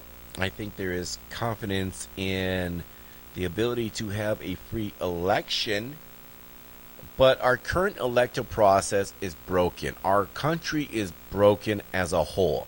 We are literally fractured, well, beyond fractured. Fractured is what we were prior to the election day. Because if you look at it, we are literally two different people. You know, what are the shared values, commonalities, or anything else between the right and the left? We don't agree on life. We don't agree on basic rights, First Amendment, cancel culture, Second Amendment, a presumption of innocence. We don't have the same things. You know, the left want to cancel you based on things you said and with mob rule. The right want to give you the benefit of the doubt based on the Constitution and could give a damn about what you have to say. Like, if you want to go up and sound off whatever you want, that's your First Amendment right. But we're not canceling you as a result of that. So, yes, AOC sounds like the Gestapo. I guess people like her are too stupid to know that. She doesn't even understand a garbage disposal. Well, and I think you hit the nail right on the head because she's using these Gestapo tactics. You know, she put out a tweet the other day where she was talking about she hopes that people start like taking pictures and stuff and screenshots because she believes that, tweets and all this other stuff are going to start disappearing that were supportive of the president. And that's when the Trump Accountability Project decided to rear their ugly head. But again, I think this is one of those moves from the president where it's like, okay, let's make it look like we're losing. And understanding, knowing that they're going to cheat at every turn to try to turn this election and literally steal it. And what will happen is you're going to capture everybody because they're coming out because they think they have the advantage. They think that Trump is on the ropes. Now, I think it's a hell of a gamut on the president's part because, again, he has to make sure he wins this. Because short of it, they're done. We're done as a nation. We're done. We become America in name only. And I hate to sound so hyperbolic and over the top, but how are we not? If this does not play out in the courts in the proper way that it needs to play out, a Republican will never get elected into the office of the presidency ever again. Never. And if you take a look at the policies and everything that individuals like AOC, Joe Biden, Kamala Harris, I mean, we're talking gun grabbing. It's interesting. We can't deport 20 million people, illegals, because, God forbid, we can't find them. But you're going to go ahead and try to collect over 400 million guns from people with a mandatory gun buyback. Sorry. You can't buy what's not for sale. Bottom line. And if you really push the issue, well, unfortunately, that's going to lead to disaster for everybody involved. And I got to tell you, that's one of those things that just kind of scares the hell out of me. We're a nation that's broken. We have no commonalities, and I don't know necessarily what is the complete solution as to what we do going forward. Yeah, you're right. Those guns were never theirs to begin with. I think no matter who wins this election, there's going to be violence. Biden wins, there will be violence from the left because they will be emboldened. Because they will believe that no matter what, when they want something, they can use violence as a tactic. Because Biden will capitulate to them. If Trump wins, once again, the left, they're going to go ahead and just try to burn everything down. Because this is not an election at this point. This is a straight-up revolutionary takeover. This is not about maintaining and preserving the Constitution of the United States of America. It is about the takeover of the United States of America and bastardizing all of its institutions. Now, if I'm wrong, please, all of my contact information is right there on our website, plusultramedia.com. Tell me I'm wrong. But I don't think you can. Not only do I not think you can, but you could sit there and tell me, but you couldn't provide me any evidence to tell me that I'm wrong. Because we've watched it play out over the last year. Gary mentioned on here they will buy the guns and give it to the drug cartels like Obama. And Gary's making reference to Fast and Furious. A nice little Eric Holder project. Unfortunately, I think we're at the point now where no matter what happens, half the country is not going to accept the results. Biden wins. People on the right aren't going to accept it because we will know it will have been stolen. And I'm confident in my verbiage when I say that it will have been stolen, because I do not believe that there was any way in hell that Joe Biden could have beaten Trump. The man stayed in his basement the majority of the election. Okay. I mean, he couldn't even pronounce words. Like, I'm not going to lie. I stumble on certain words, but nowhere. I don't make up words like Joe Biden does. Like, that's just ridiculous. Low energy Joe over there. I mean, he made Jeb Bush look like, the most energetic son of a bitch in the world. Trump wins. They're not going to accept that. So what do we do going forward? I don't know. I speculate that if Trump wins, he will institute the Insurrection Act. I think this will be shut down quick. It'll be shut down fast. But like I said, I still think it's going to be violent. Because you got individuals on the left and the right that are going out there purchasing firearms and actually going out and training. A lot of people on the right, now I've seen this for years, especially with, certain, Minutemen, militia folks that I know for military talking about, yeah, we'll just mow down the left. No, you won't. No, you won't. Because everybody has been arming up. I was just at a gun store over the weekend. I could not find 22 LR, 22 Win Mag, 9mm of any sort, 45 ACP, 38, 5.56, 7.62. The only thing that I could find were 12 gauge, 20 gauge shotgun shells. And the vast majority of those, believe it or not, were overpriced. And if you are fortunate enough to find something like 9mm rounds, you're going to pay a premium. Last place I saw that had 9mm rounds, you were able to get a box of 20 for $50. That is correct. $50. Everybody's arming up. Everyone's afraid. A lot of people don't know. And unfortunately, I think a lot of people are going to get hurt. And I've warned about this for years. Like I said, you can go back into my past episodes. I have talked about we have been in a cold civil war for such a long time. And we on the right did very little about it. We scoffed at it. We said we were going to just do our own thing over here. And we didn't pay attention. We didn't pay attention as the left infiltrated things like schools, universities, entertainment, cartoons, all that other stuff. And you didn't pay attention to it because you thought you were above that. And then you wonder why your kids are running out there talking about Black Lives Matter. I live in an area, central Wisconsin, very, very rural, and I'm seeing young men and women running out here yelling about Black Lives Matter, talking about it, posting this nonsense on social media, when the closest thing to a black person they probably ever seen was, I don't know, MTV.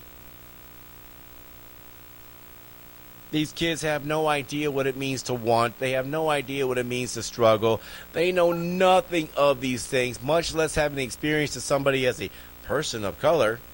And they're running around acting like they're advocates for minorities. And where would they get this nonsensical idea from?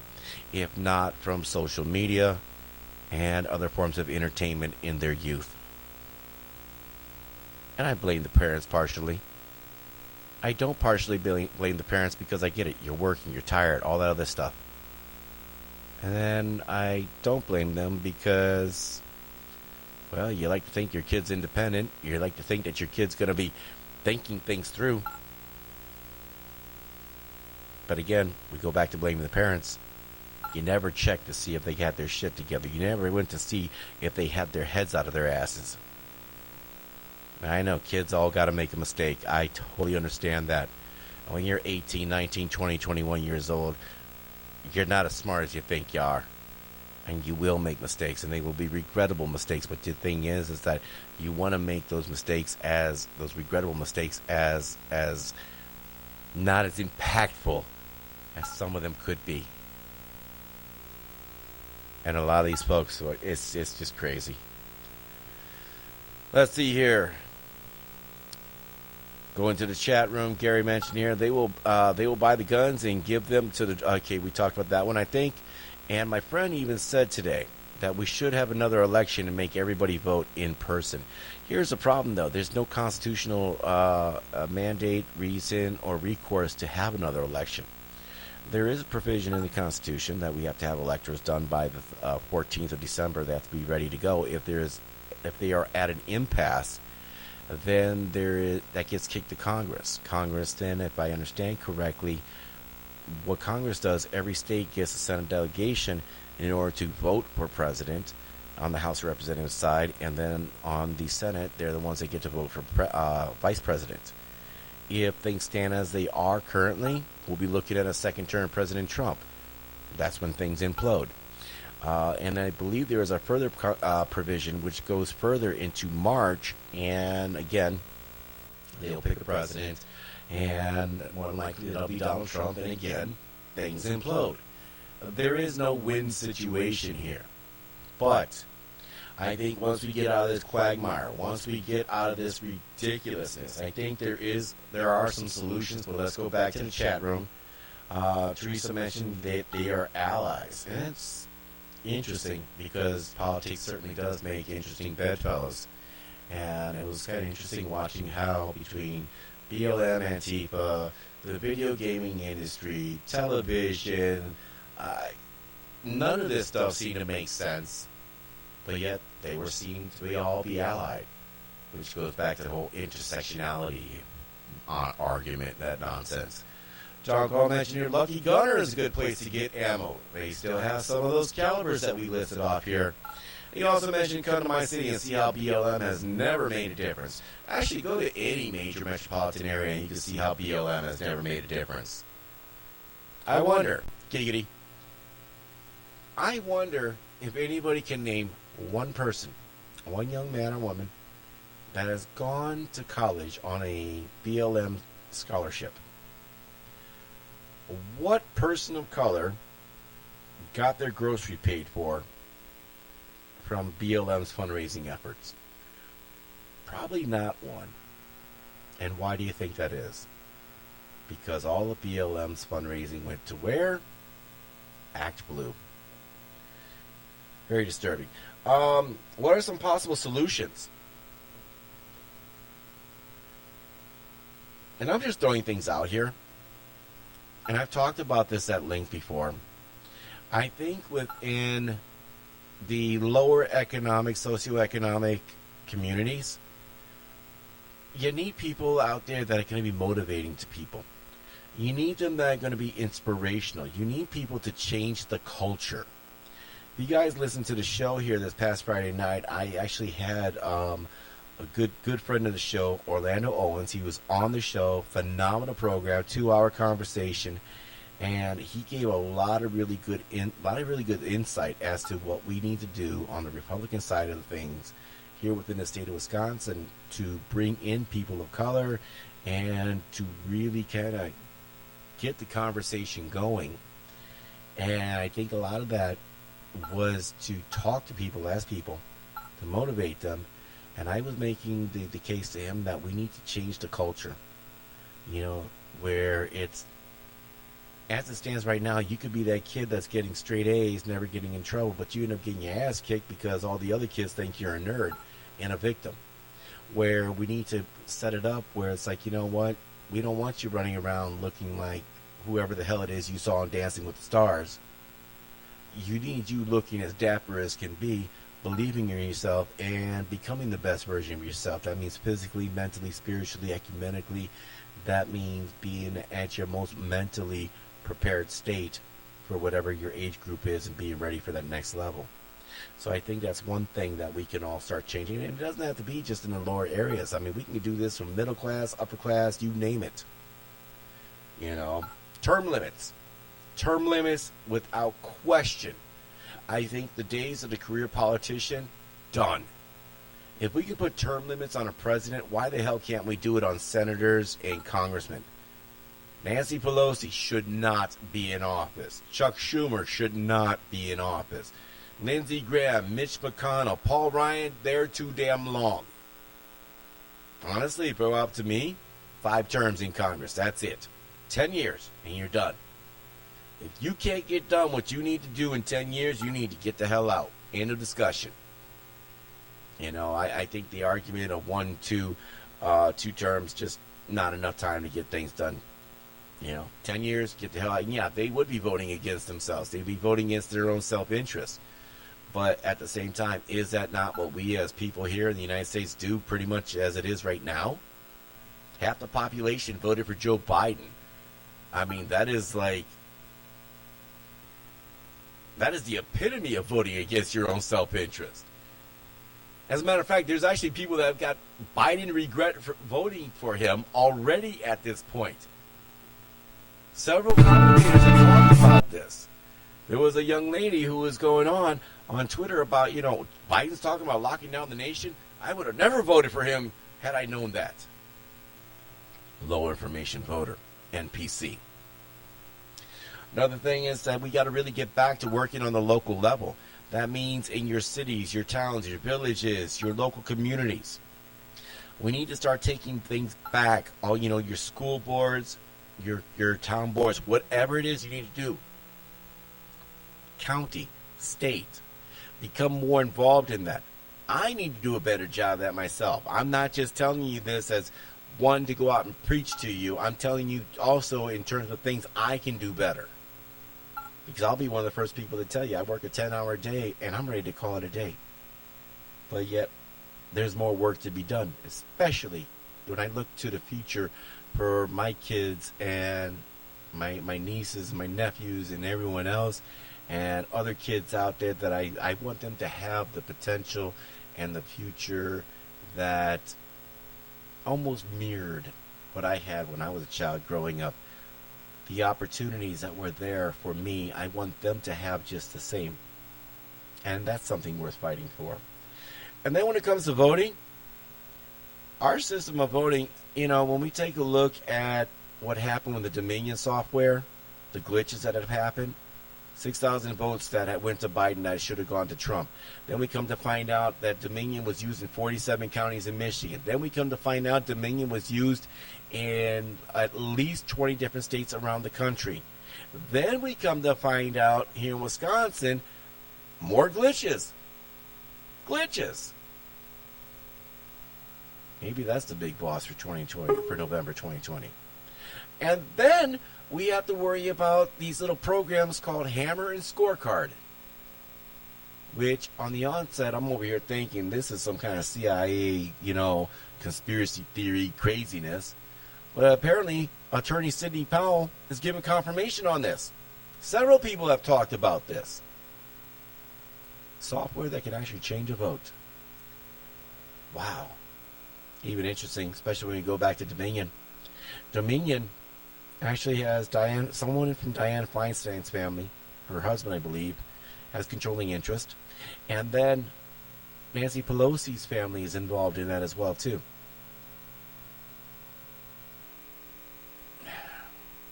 Clearly, I don't have all of the evidence. But when you have that type of involvement into that type of software that is involved in the voting machines around this country, how is that not an appearance of impropriety? Dominion is the same software system that they use in Venezuela. No way.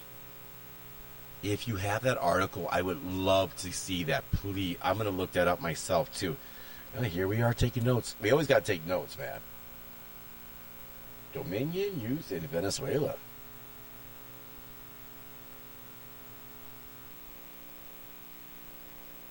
Well, it's funny that you mentioned Venezuela because I remember when the whole toilet paper shortage happened here, and I started laughing at people because I'm watching people just hoard stuff up, and I'm in a grocery store, and I'm just laughing. I'm giggling. And somebody that I know at one of the local grocery stores is like, well, what's so funny? I'm like, dude, y'all bugging out about toilet paper. I'm like, well, aren't you worried? I'm like, no, I got stockpiles. Like, I'll tell somebody I got stockpiles of toilet paper because, like, what are you going to do? Try to come over and take from me? It's like, you're not taking anything from me. Trust me on this. Like, you might think you're taking something from me, but you're not. That's let's just dispel that right now. But it was funny because I remember back when Venezuela started falling apart. I remember a story several years ago where they ran out of toilet paper. And I'm rolling over here because it's like, how do you run out of toilet paper? Like, out of all things, toilet paper. Why toilet paper?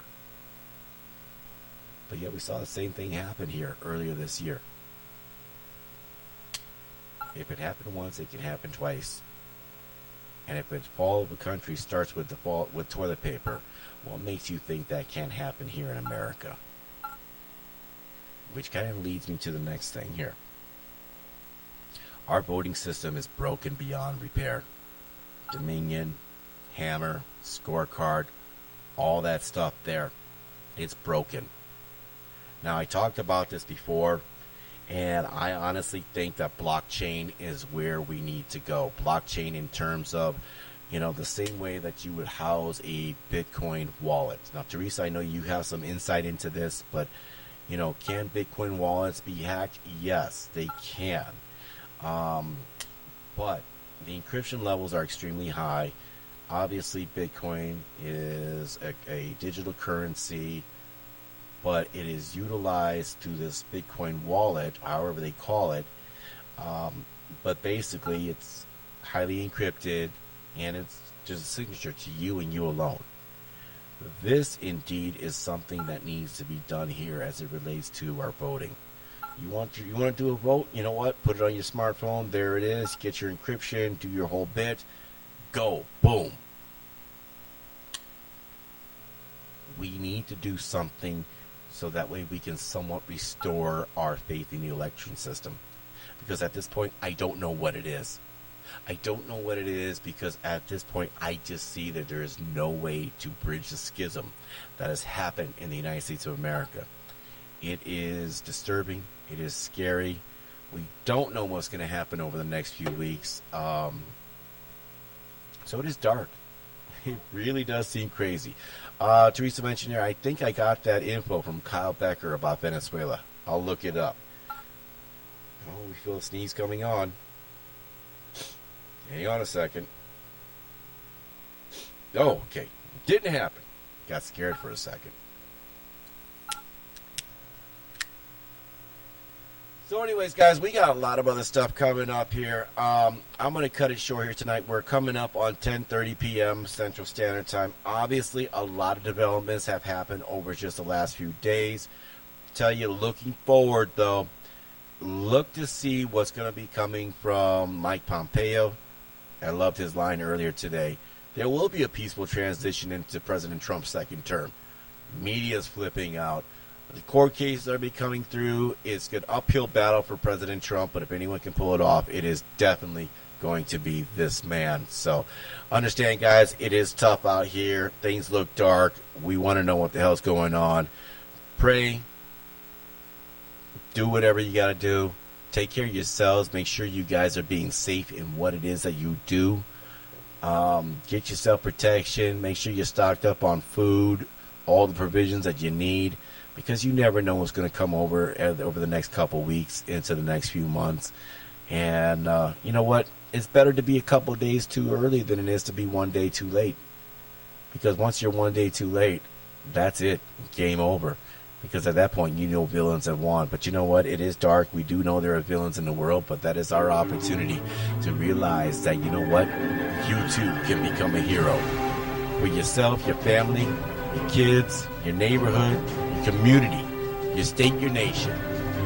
Go out there, become the best version of yourselves you can be. Make sure that you go out and make a difference in this world. Pay it forward, and do not, whatever you do, don't live up to a stereotype. Be the exception and not the rule. So I want to thank you guys for bearing with me with all the technical difficulties we had here tonight. It was really frustrating at the get-go, but we got everything back going here tonight. Thank you, Teresa, Gary, John Goff for being in here on the show tonight. And on that note, I will check in with you guys here.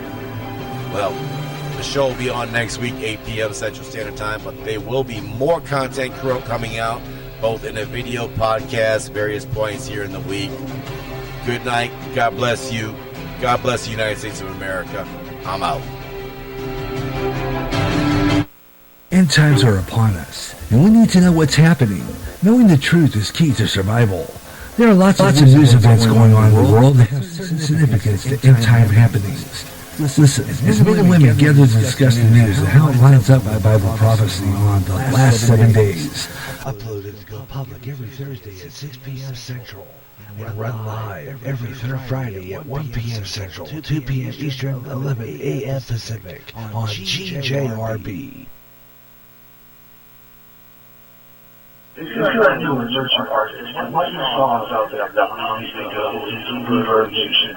Reverb Nation is which I truly devoted to music from new artists from down in every state in the U.S. you're a solo artist and recording your own music, it's Reverb Nation. Stop on by, listen to your music. Check out the site, www.reverbnation.com for your music out there. And your audience, go to Reverb Nation for the best new music. And remember, if you like this song, check out the online stuff that's coming. Drop me an email, J65@yahoo.com. And now your song on all future R&B online shows. Remember the name, Reverb Nation. That sound more like everyone else than anyone else.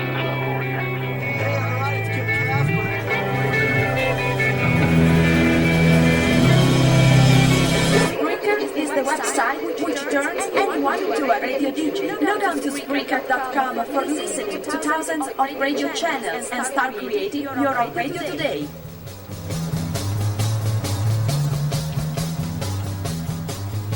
Hope you enjoyed the Caramel Conservative Podcast. Tune in Tuesday nights live at 8 o'clock p.m. Central, 9 o'clock p.m. Eastern, and 6 o'clock p.m. Pacific. Stay tuned now for the Gary Rustin program Saturday Extra on GJRB.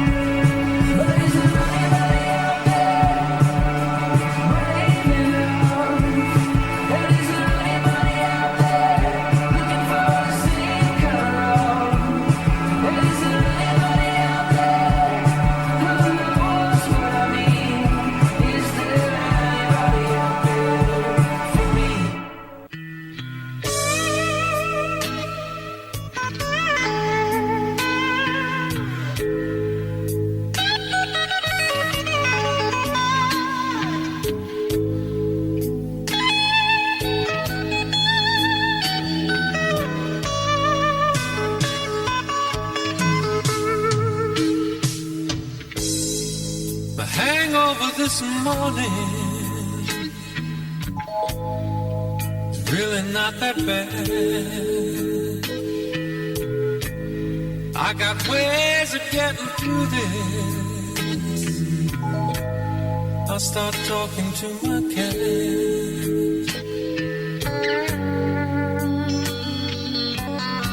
But we ain't decided what to do.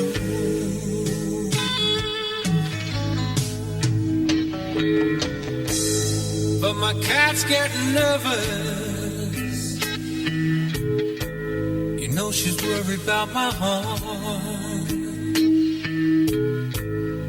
It's the only one here now, and she's scared it's gonna stop. She has to listen to the beat,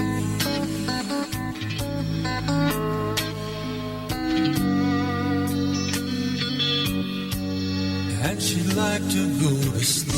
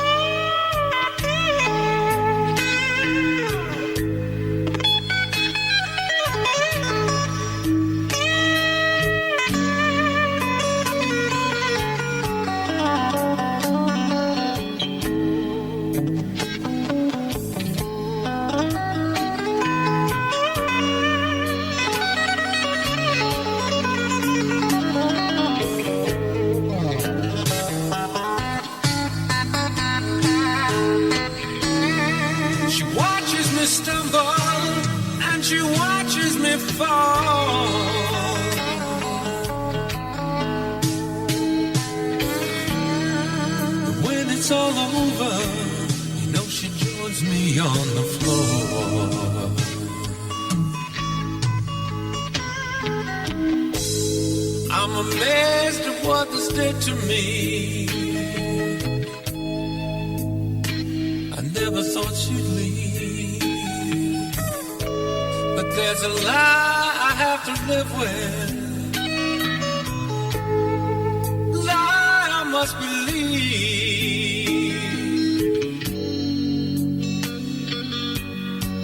I can still hear her screaming wild.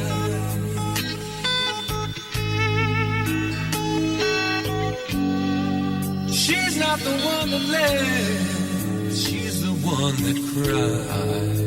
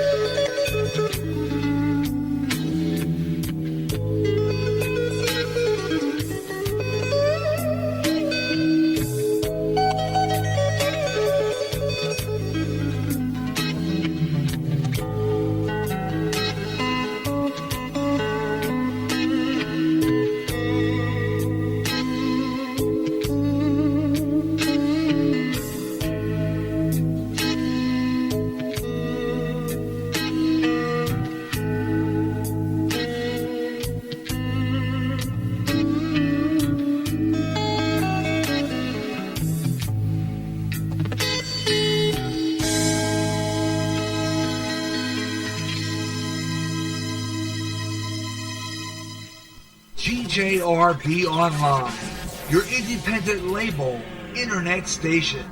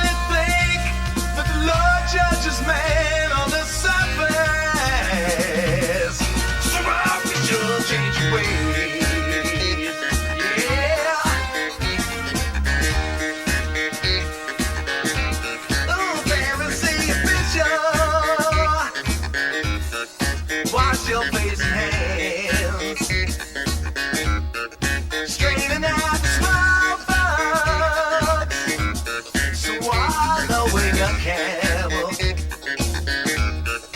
Keep doing the same things, even though they're wrong. You don't want to change things, you've had them too long. You receive these things that you know come from man and you stop by. Your traditional stage fade. Yeah.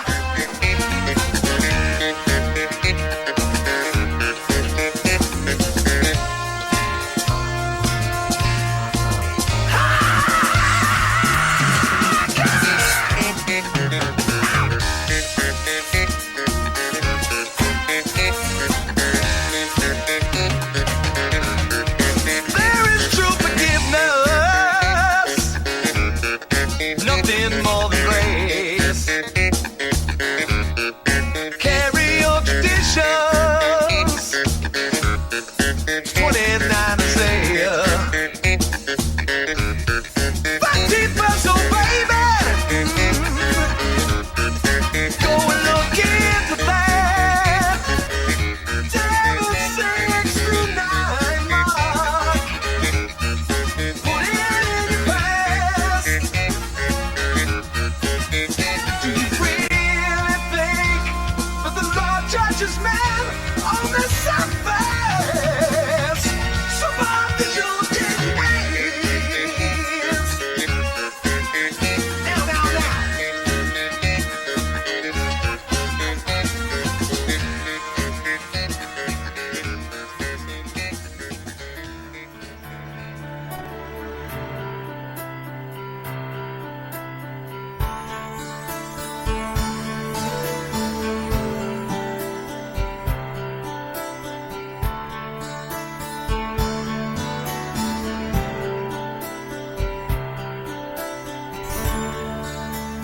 Sweet smell of roses, the sun in her hair sings to me softly. She's my beautiful girl, such a beautiful girl. Smile that could melt ice, as pure as the rain. I'm here at your mercy. She's my beautiful girl, such a beautiful girl. Every time I see you smile, time stands still and I call. All I know is what you are. You're the one I live for.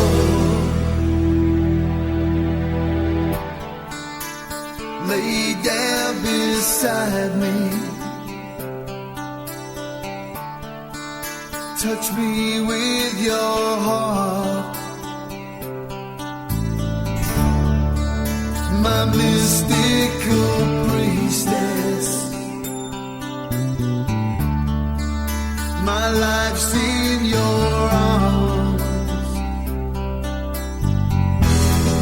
She's my beautiful girl, such a beautiful girl. She's my beautiful girl, such a beautiful girl. She's my beautiful girl.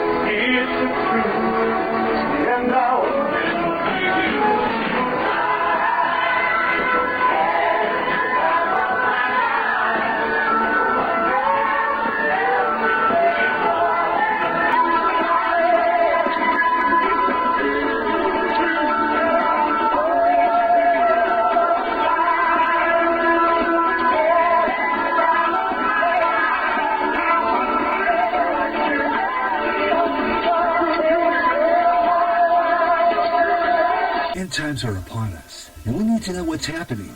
Knowing the truth is key to survival. There are lots of news events going on in the world that have certain significance to end-time happenings. Listen, as men and women gather to discuss the news and how it lines up with Bible prophecy on the last 7 days. Uploaded as a podcast Wednesdays and run live every third Friday at 12 o'clock noon Central on GJRB.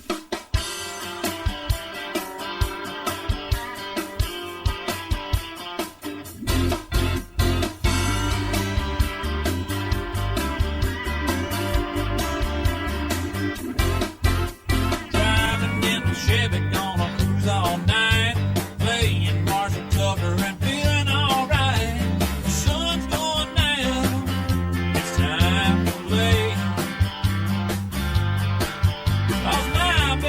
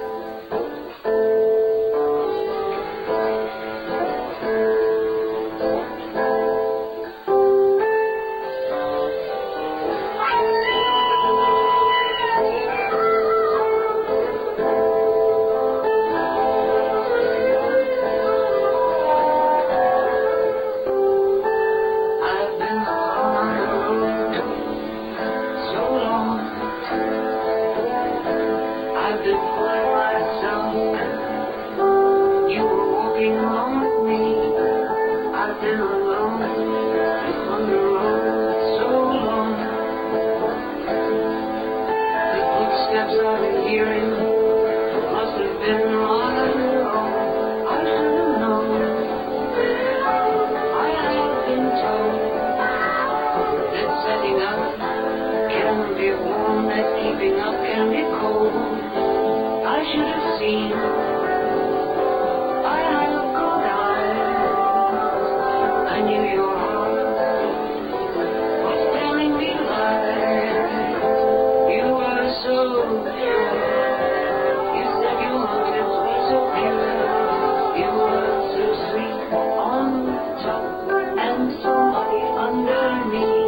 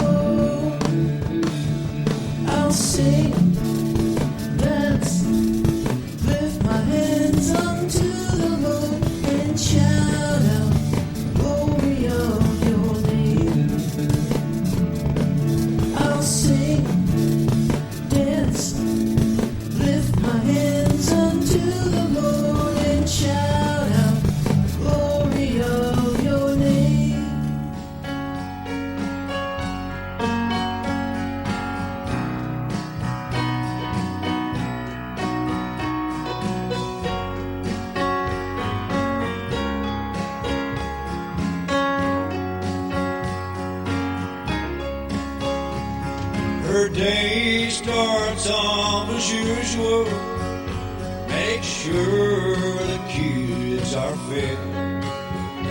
Get the garbage to the curbside. Clean the house and make the beds.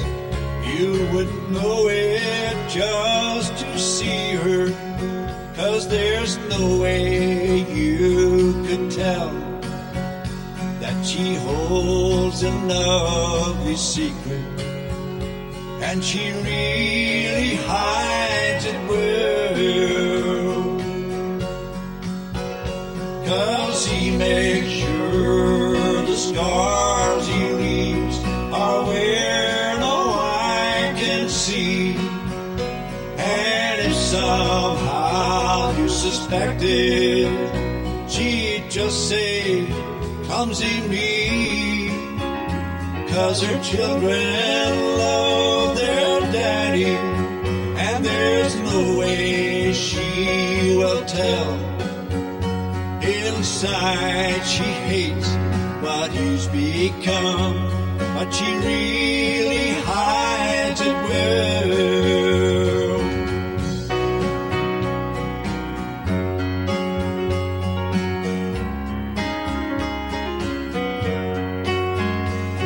You know, some are not so lucky in the pathway that they choose, and you never know another's pain till you walk in their shoes. Just how many are there like her who are going through living hell to shelter those they love the most, and they really hide it well. 'Cause he makes sure the scars he leaves are where no eye can see. And if somehow you suspected, she'd just say, "Come see me," 'cause her children love their daddy, and there's no way she will tell. Inside she hates what he's become, but she really hides it well. Inside she hates what he's become, but she really hides it well.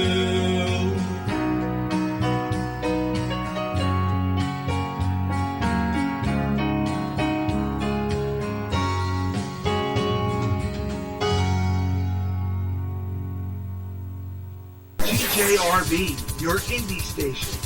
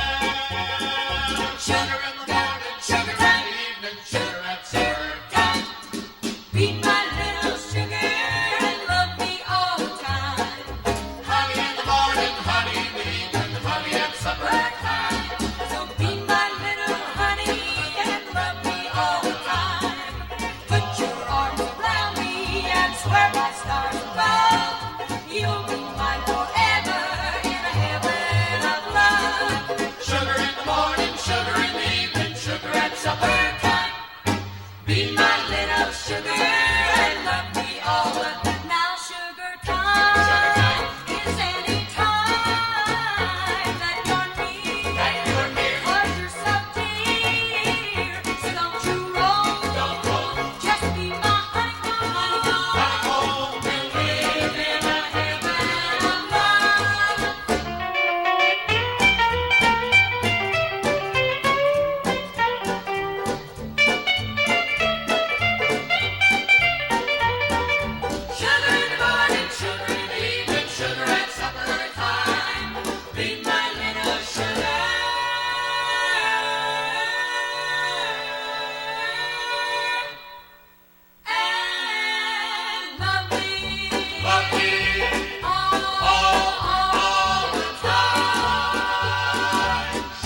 sugar time, sugar time.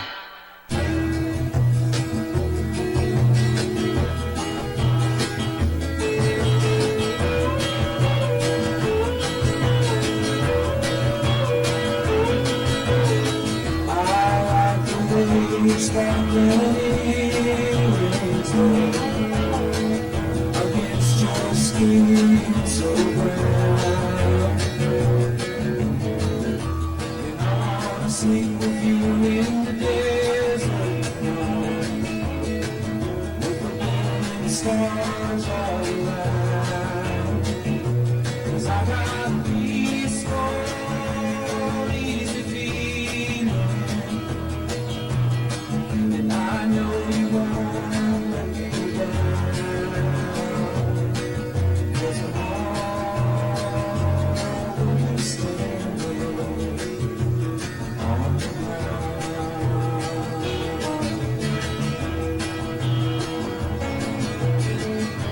And I found out a long time ago what a woman can do to your soul.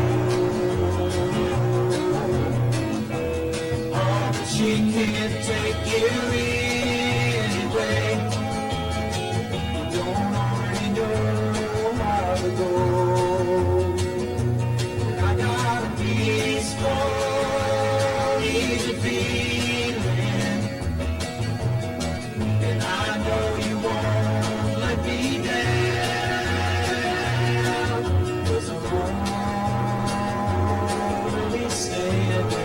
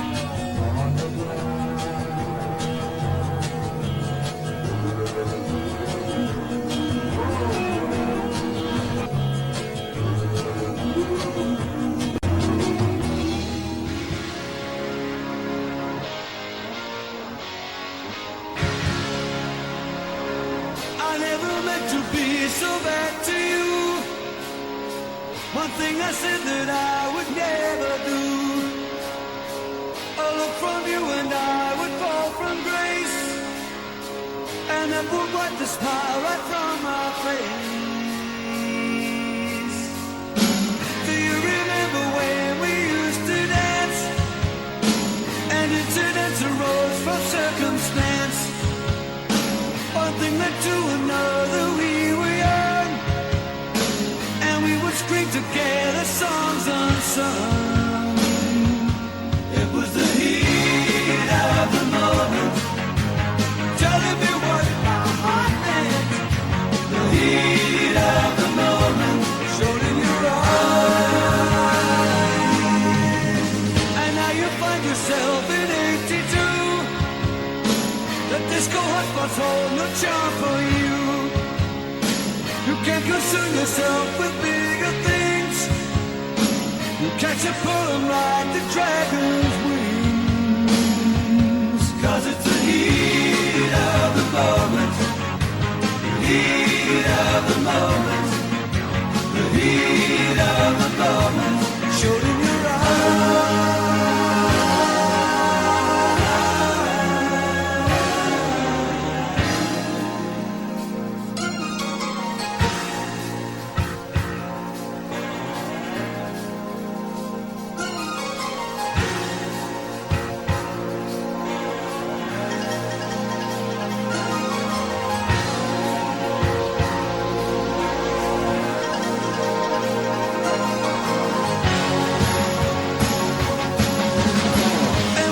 So gone and you're alone. How many nights you sit beside the phone? What were the things you wanted for yourself? Teenage ambitions you remember well. It was the heat of the moment, telling you what you wanted. The heat of the moment, showed in your eyes. The heat of the moment, heat of the moment, heat of the moment, showed in your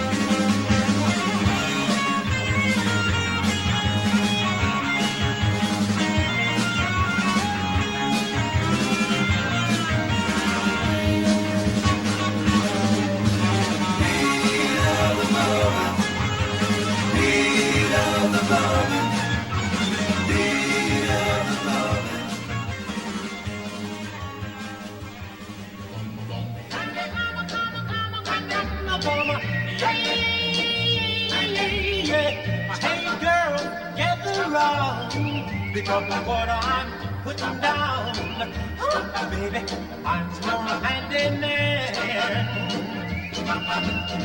I'm not the kind that use a bitch or rude. I'm handy with the love and I'm no fool. I fix broken hearts, I know I really can.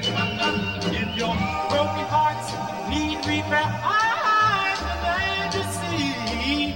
I whisper sweet things, you tell all your friends. They'll come running to me.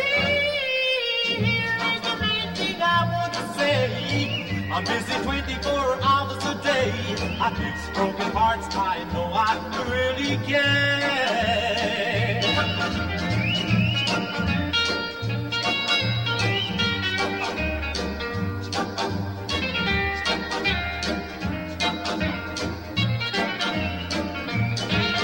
If your broken hearts need repair, I'm the man to see. I whisper sweet things, you tell all your friends, they'll come running to me. Here's the main thing I want to say. I'm busy 24 hours a day. I fix broken hearts, I know I really can.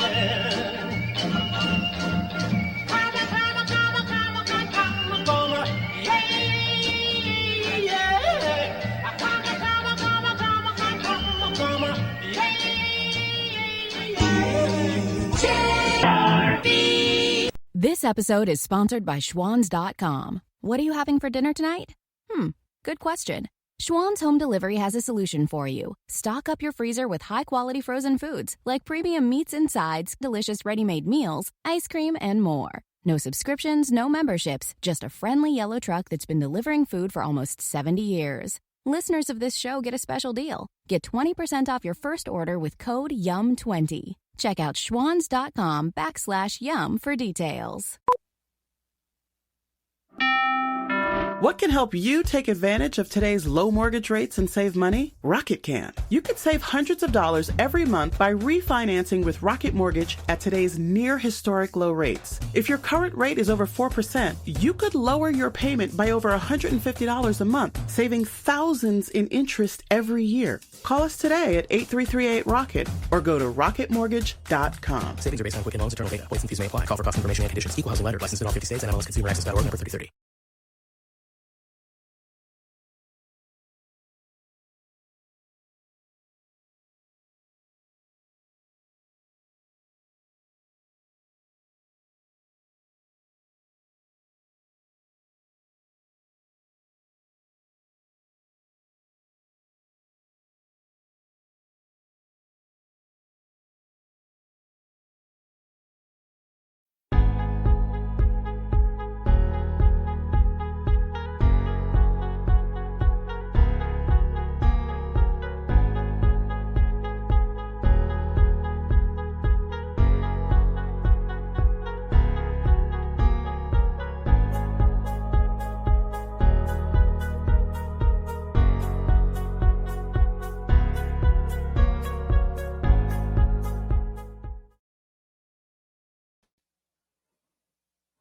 Hey, what's going on, everybody? Here, this is your boy, Mr. Ed, here coming at you late night once again because apparently I can't do anything before 8 p.m.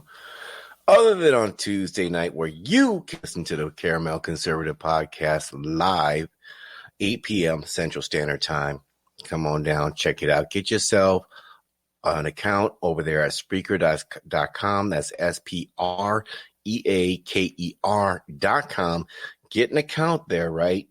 And if you want to do a podcast, man, they got a free setup there. You can get 15 minutes, kind of throw your thing out there. But it also enables you to join the live chat room feature in other people's podcasts. And I tell you, man, when you check out our podcast over here, the live chat room, what you guys have to say is an integral part of what we got going on. So make sure you guys check that out and sign up and come on and be a part of the Caramel Conservative Podcast. So tonight, I want to get into this here. I'd probably play some music if I could, but, copyright infringement, all that other stuff. I don't want to get into all that, but I'm kind of really hitting microphones all over here. But I'm really excited because we're in November 12th here. Tomorrow is Friday the 13th. I know some people are bugging out about that, but I'm going to tell you right now, stop it. 13 is actually a good number. 13 colonies, 13 stars, 13 stripes, 13 arrows on your dollar bill. And I don't know any one of you guys is going to turn down any of that. But here's the thing. We're coming up into the holiday season. We got Thanksgiving approaching. We got Christmas and everything else. And I wanted to go over a couple things here tonight and a few things that are kind of bothering me. And the PC arena of things, of course, you got folks that say, don't say holidays because it's offensive. Yeah. Sit down and shut the hell up. I don't care. If it offends you, then don't take any holiday pay. There you go. See, I said it. Now what? But last night, Governor here in the state of Wisconsin, Tony Evers, he had made this announcement. He went live about 6:10 p.m. Central Standard Time. And he was talking how he's going to sign Executive Order number 94. And Executive Order 94 basically was advising people to stay home. Don't go outside. It's dangerous. It's all COVID related. And I wanted to go over that because a couple weeks ago, we went over and we talked about what they were doing in California, where they were trying to limit people's gatherings. No more than 2 people to a household, 6 feet apart. Your holiday things must be outdoors. Sanitize this, that, the other. I mean, just absolutely ridiculous. And my understanding in California is the way that this is done is under force of law. Now, I asked the question back then, and I ask it today. At what point do you not say enough is enough and you people start acting like free men and free women that you are?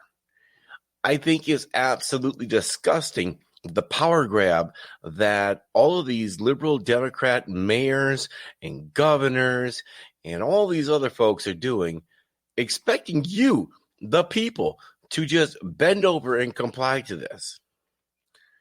Here's the thing. COVID-19, coronavirus, the Rona, whatever you want to call it, it's real. We know that. And I don't want to take away from that by any stretch of the imagination. The bottom line, as far as I'm concerned, from the literature that I have read, you don't want it. But then again, I also don't see people running out talking about, I want the cold, I want the flu, I want measles, mumps, rubella. I don't see people just running out to the CDC, their nearest CDC center, and going to the biolab and saying, you know what, hey, infect me with something. You don't want COVID. And especially if you have underlying health conditions, that just kind of makes it even worse. But here in the state of Wisconsin, Governor Tony Evers is telling people, cancel your holiday plans. You can have virtual holiday gatherings. And he's advising people, strongly suggesting that you do not do these things. Well, I think I want to kind of take it a little further. Hilario, what's going on, brother? How you doing tonight? I would like to strongly suggest that our governor and any other governor that wants to impose these draconian restrictions on individuals, individual households, resign. Get the hell out of office. Now, I understand the COVID thing is real. It is serious. And I'm not saying that it's not. But I am saying that it is not to the level that everyone on the left is making it out to be. They're making it seem like this is some type of extinction level event. They're making it seem like this is a zombie apocalypse. They're making it seem as if somehow this is going to wipe out the totality of humanity. Now, when the Governor Evers said, it's not safe outside, it's just not. Well, can you tell me on any given day, when is it ever safe to go outside? When is it ever safe to go to the bathroom? Because if you take a look at all of the household accidents that happen within the home, the vast majority of them happen in the bathroom. So should the governors of these states, should they go ahead and issue executive orders pertaining to your activities in the bathroom? How about when you're in the bedroom? I mean, many people get hurt doing extracurricular activities. Just going to throw that out there. I suppose I shouldn't throw that out there when I really think about it, because in a lot of ways, the moment you give somebody an idea, even though you're doing it tongue-in-cheek, even though you're being sarcastic about it, those individuals might actually take that idea and run with it. And as I've said before, there's really no such thing as a new idea. All of these ideas have already been thought about at some point, and somebody's actually mulled them over seriously. That kind of scares me. As a counter response to Governor Tony Evers' message and Governor Gavin Newsom's message and everyone else, I guess tonight what I want to tell you guys is simply this. Number one, as far as the holidays, I'm excited about them. I'm excited about them because, generally speaking, growing up, for me, the holidays was all about family gatherings. It was getting together with friends, loved ones. It was a period in the year, especially those last 2 months, where we could all truly have fellowship in mankind, in humanity, in the people around us, friends, family, folk. We begin to donate more than we normally would throughout the course of the year. People volunteered more at food pantries and food shelters and other things like that, and given in light of the current situation with the COVID-19 event, and I'm going to call it an event because, like I said, COVID's real, but I also believe it's been capitalized by people looking to establish authoritarian regimes, even as on the smallest levels of townships. and going up from there. One of the things I want to impress upon you guys is that we have to look at life as precious, because it is. None of us on any given day, I'm almost 50 years old, and I tell you, every morning I wake up, I thank God that I have the ability to wake up, open my eyes, take in a fresh breath of air consciously, that I can stand up on my own 2 feet, walk to the bathroom, handle my business, get myself started, make my coffee, go out, kick ass, and just become the best version of myself I can be, to just go plus ultra and go beyond the limits of that I had the day before, to become a better person than who I was the day before that. I thank God every day for that opportunity. And then I thank God for the opportunity that I get to see my family, my friends, my coworkers. None of us are guaranteed tomorrow. This is such an extremely important point that I think so many of us tend to miss out on. And when the governor tells us, of your state, my state, wherever, any so-called authority tells you to cancel your holiday plans, cancel X, Y, and Z, I want to be the one telling you don't do it. Yes, should you wash your hands? You're damn right you should. It's kind of really disturbing that it took a pandemic to get people to start washing their hands more, because I think what it really tells you is we have a lot of nasty bastards running around here. You know, surveys have been conducted time and again since COVID began, and you had individuals that would go to the bathroom, and y'all know who they are. They go to the bathroom, come out, you know their hands aren't wet because they didn't wash their damn hands. That's pretty nasty. As Americans, we generally like to take, 3 to 6 feet as personal space, so social distancing, do whatever. The masks? Well, you know what? The jury's out on that. Nobody really has shown conclusive testing that has shown that these surgical masks, cloth masks, paper masks, whatever masks are going to stop, prevent, or slow any spread of COVID. So do what you will as far as that's concerned. But the thing that you need to really take stock in is what I was talking about earlier. You are not guaranteed tomorrow. And because you are not guaranteed tomorrow, these holidays coming up are so much more important to gather with your loved ones, your family, your friends.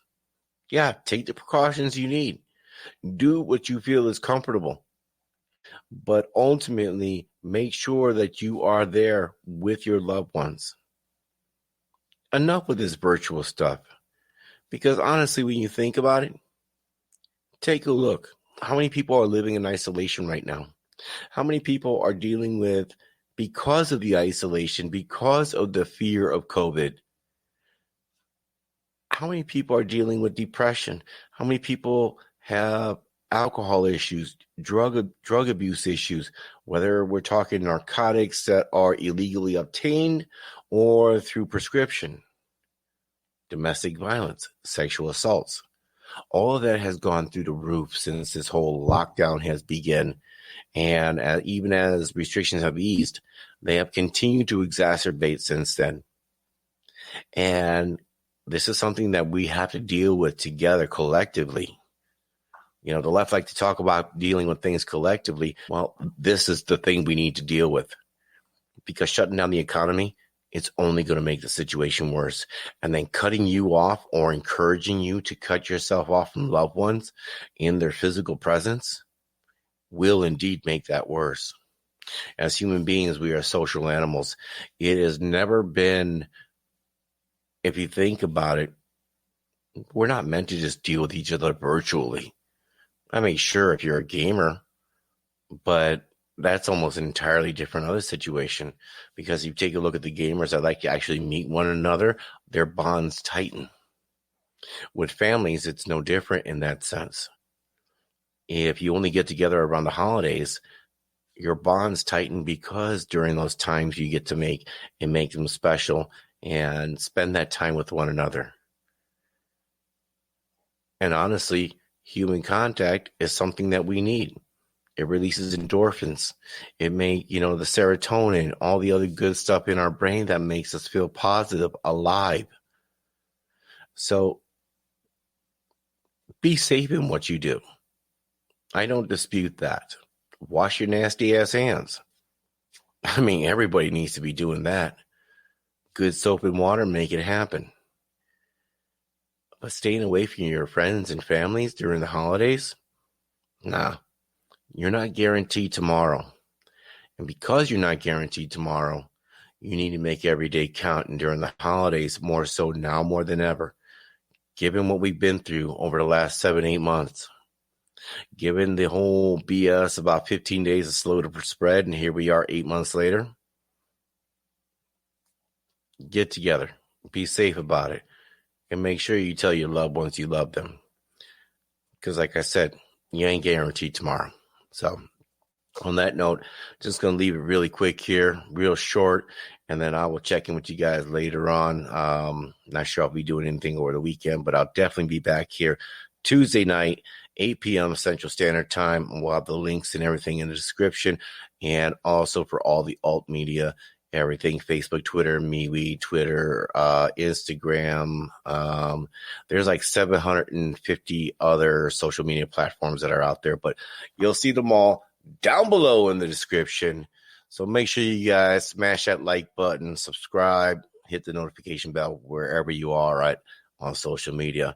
And until next time, I'll check in with you guys later on. Good night. God bless you. I'm out.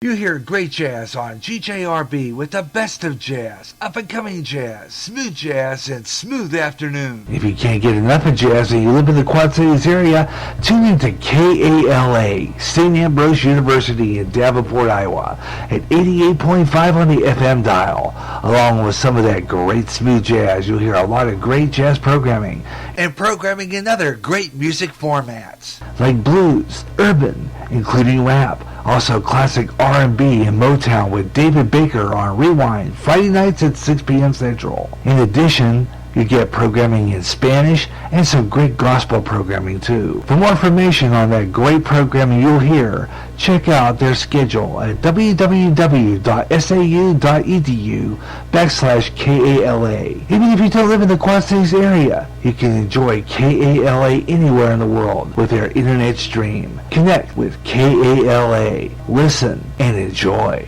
Recently, the owner of Facebook had to face Congress over personal information on Facebook users. In addition, users were saying that their postings were being deleted. Getting sick and tired of your censorship and your data being used without your permission? Do something about it now. Come to MeWe, the internet social site that values your freedom. No more deleted postings. Make a step to freedom. Sign up today. It's easy. Go to www.MeWe.com. That's MEWE. MeWe, the internet's free speech social site. America's Street Music is back on GJRB Bluegrass with the Grass Goals, Bill Monroe and his Bluegrass Boys, and so much more. So it's time to bring it back, and on more often. It's Bluegrass Jubilee Freestyle, with all the great songs you heard before, and some new up-and-coming stars with some emerging bluegrass. Also, some all-time gospel favorites too. Tune in every Wednesday at 12 o'clock noon Central, 1 p.m. Eastern, and 10 a.m. Pacific on the GJRB online network. Strange things in the sky and around the world. Strange beings sighted. What's going on? All around us, conspiracy theories are being discussed. This is the show all about the strange things that are way out there. I'm Gary Russ, and this Way Out There's back with more weird stories of the strange and the bizarre. Keep looking up in the sky and let me know what you see. Way out there. Every third Friday of the month at 3 o'clock Central and anytime on GJRB. That sound more like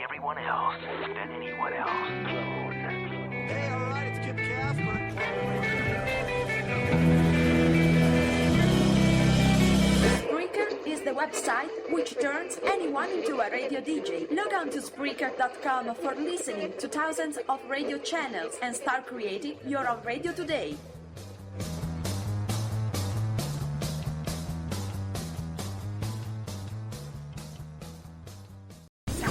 This is the GJRB Online Network.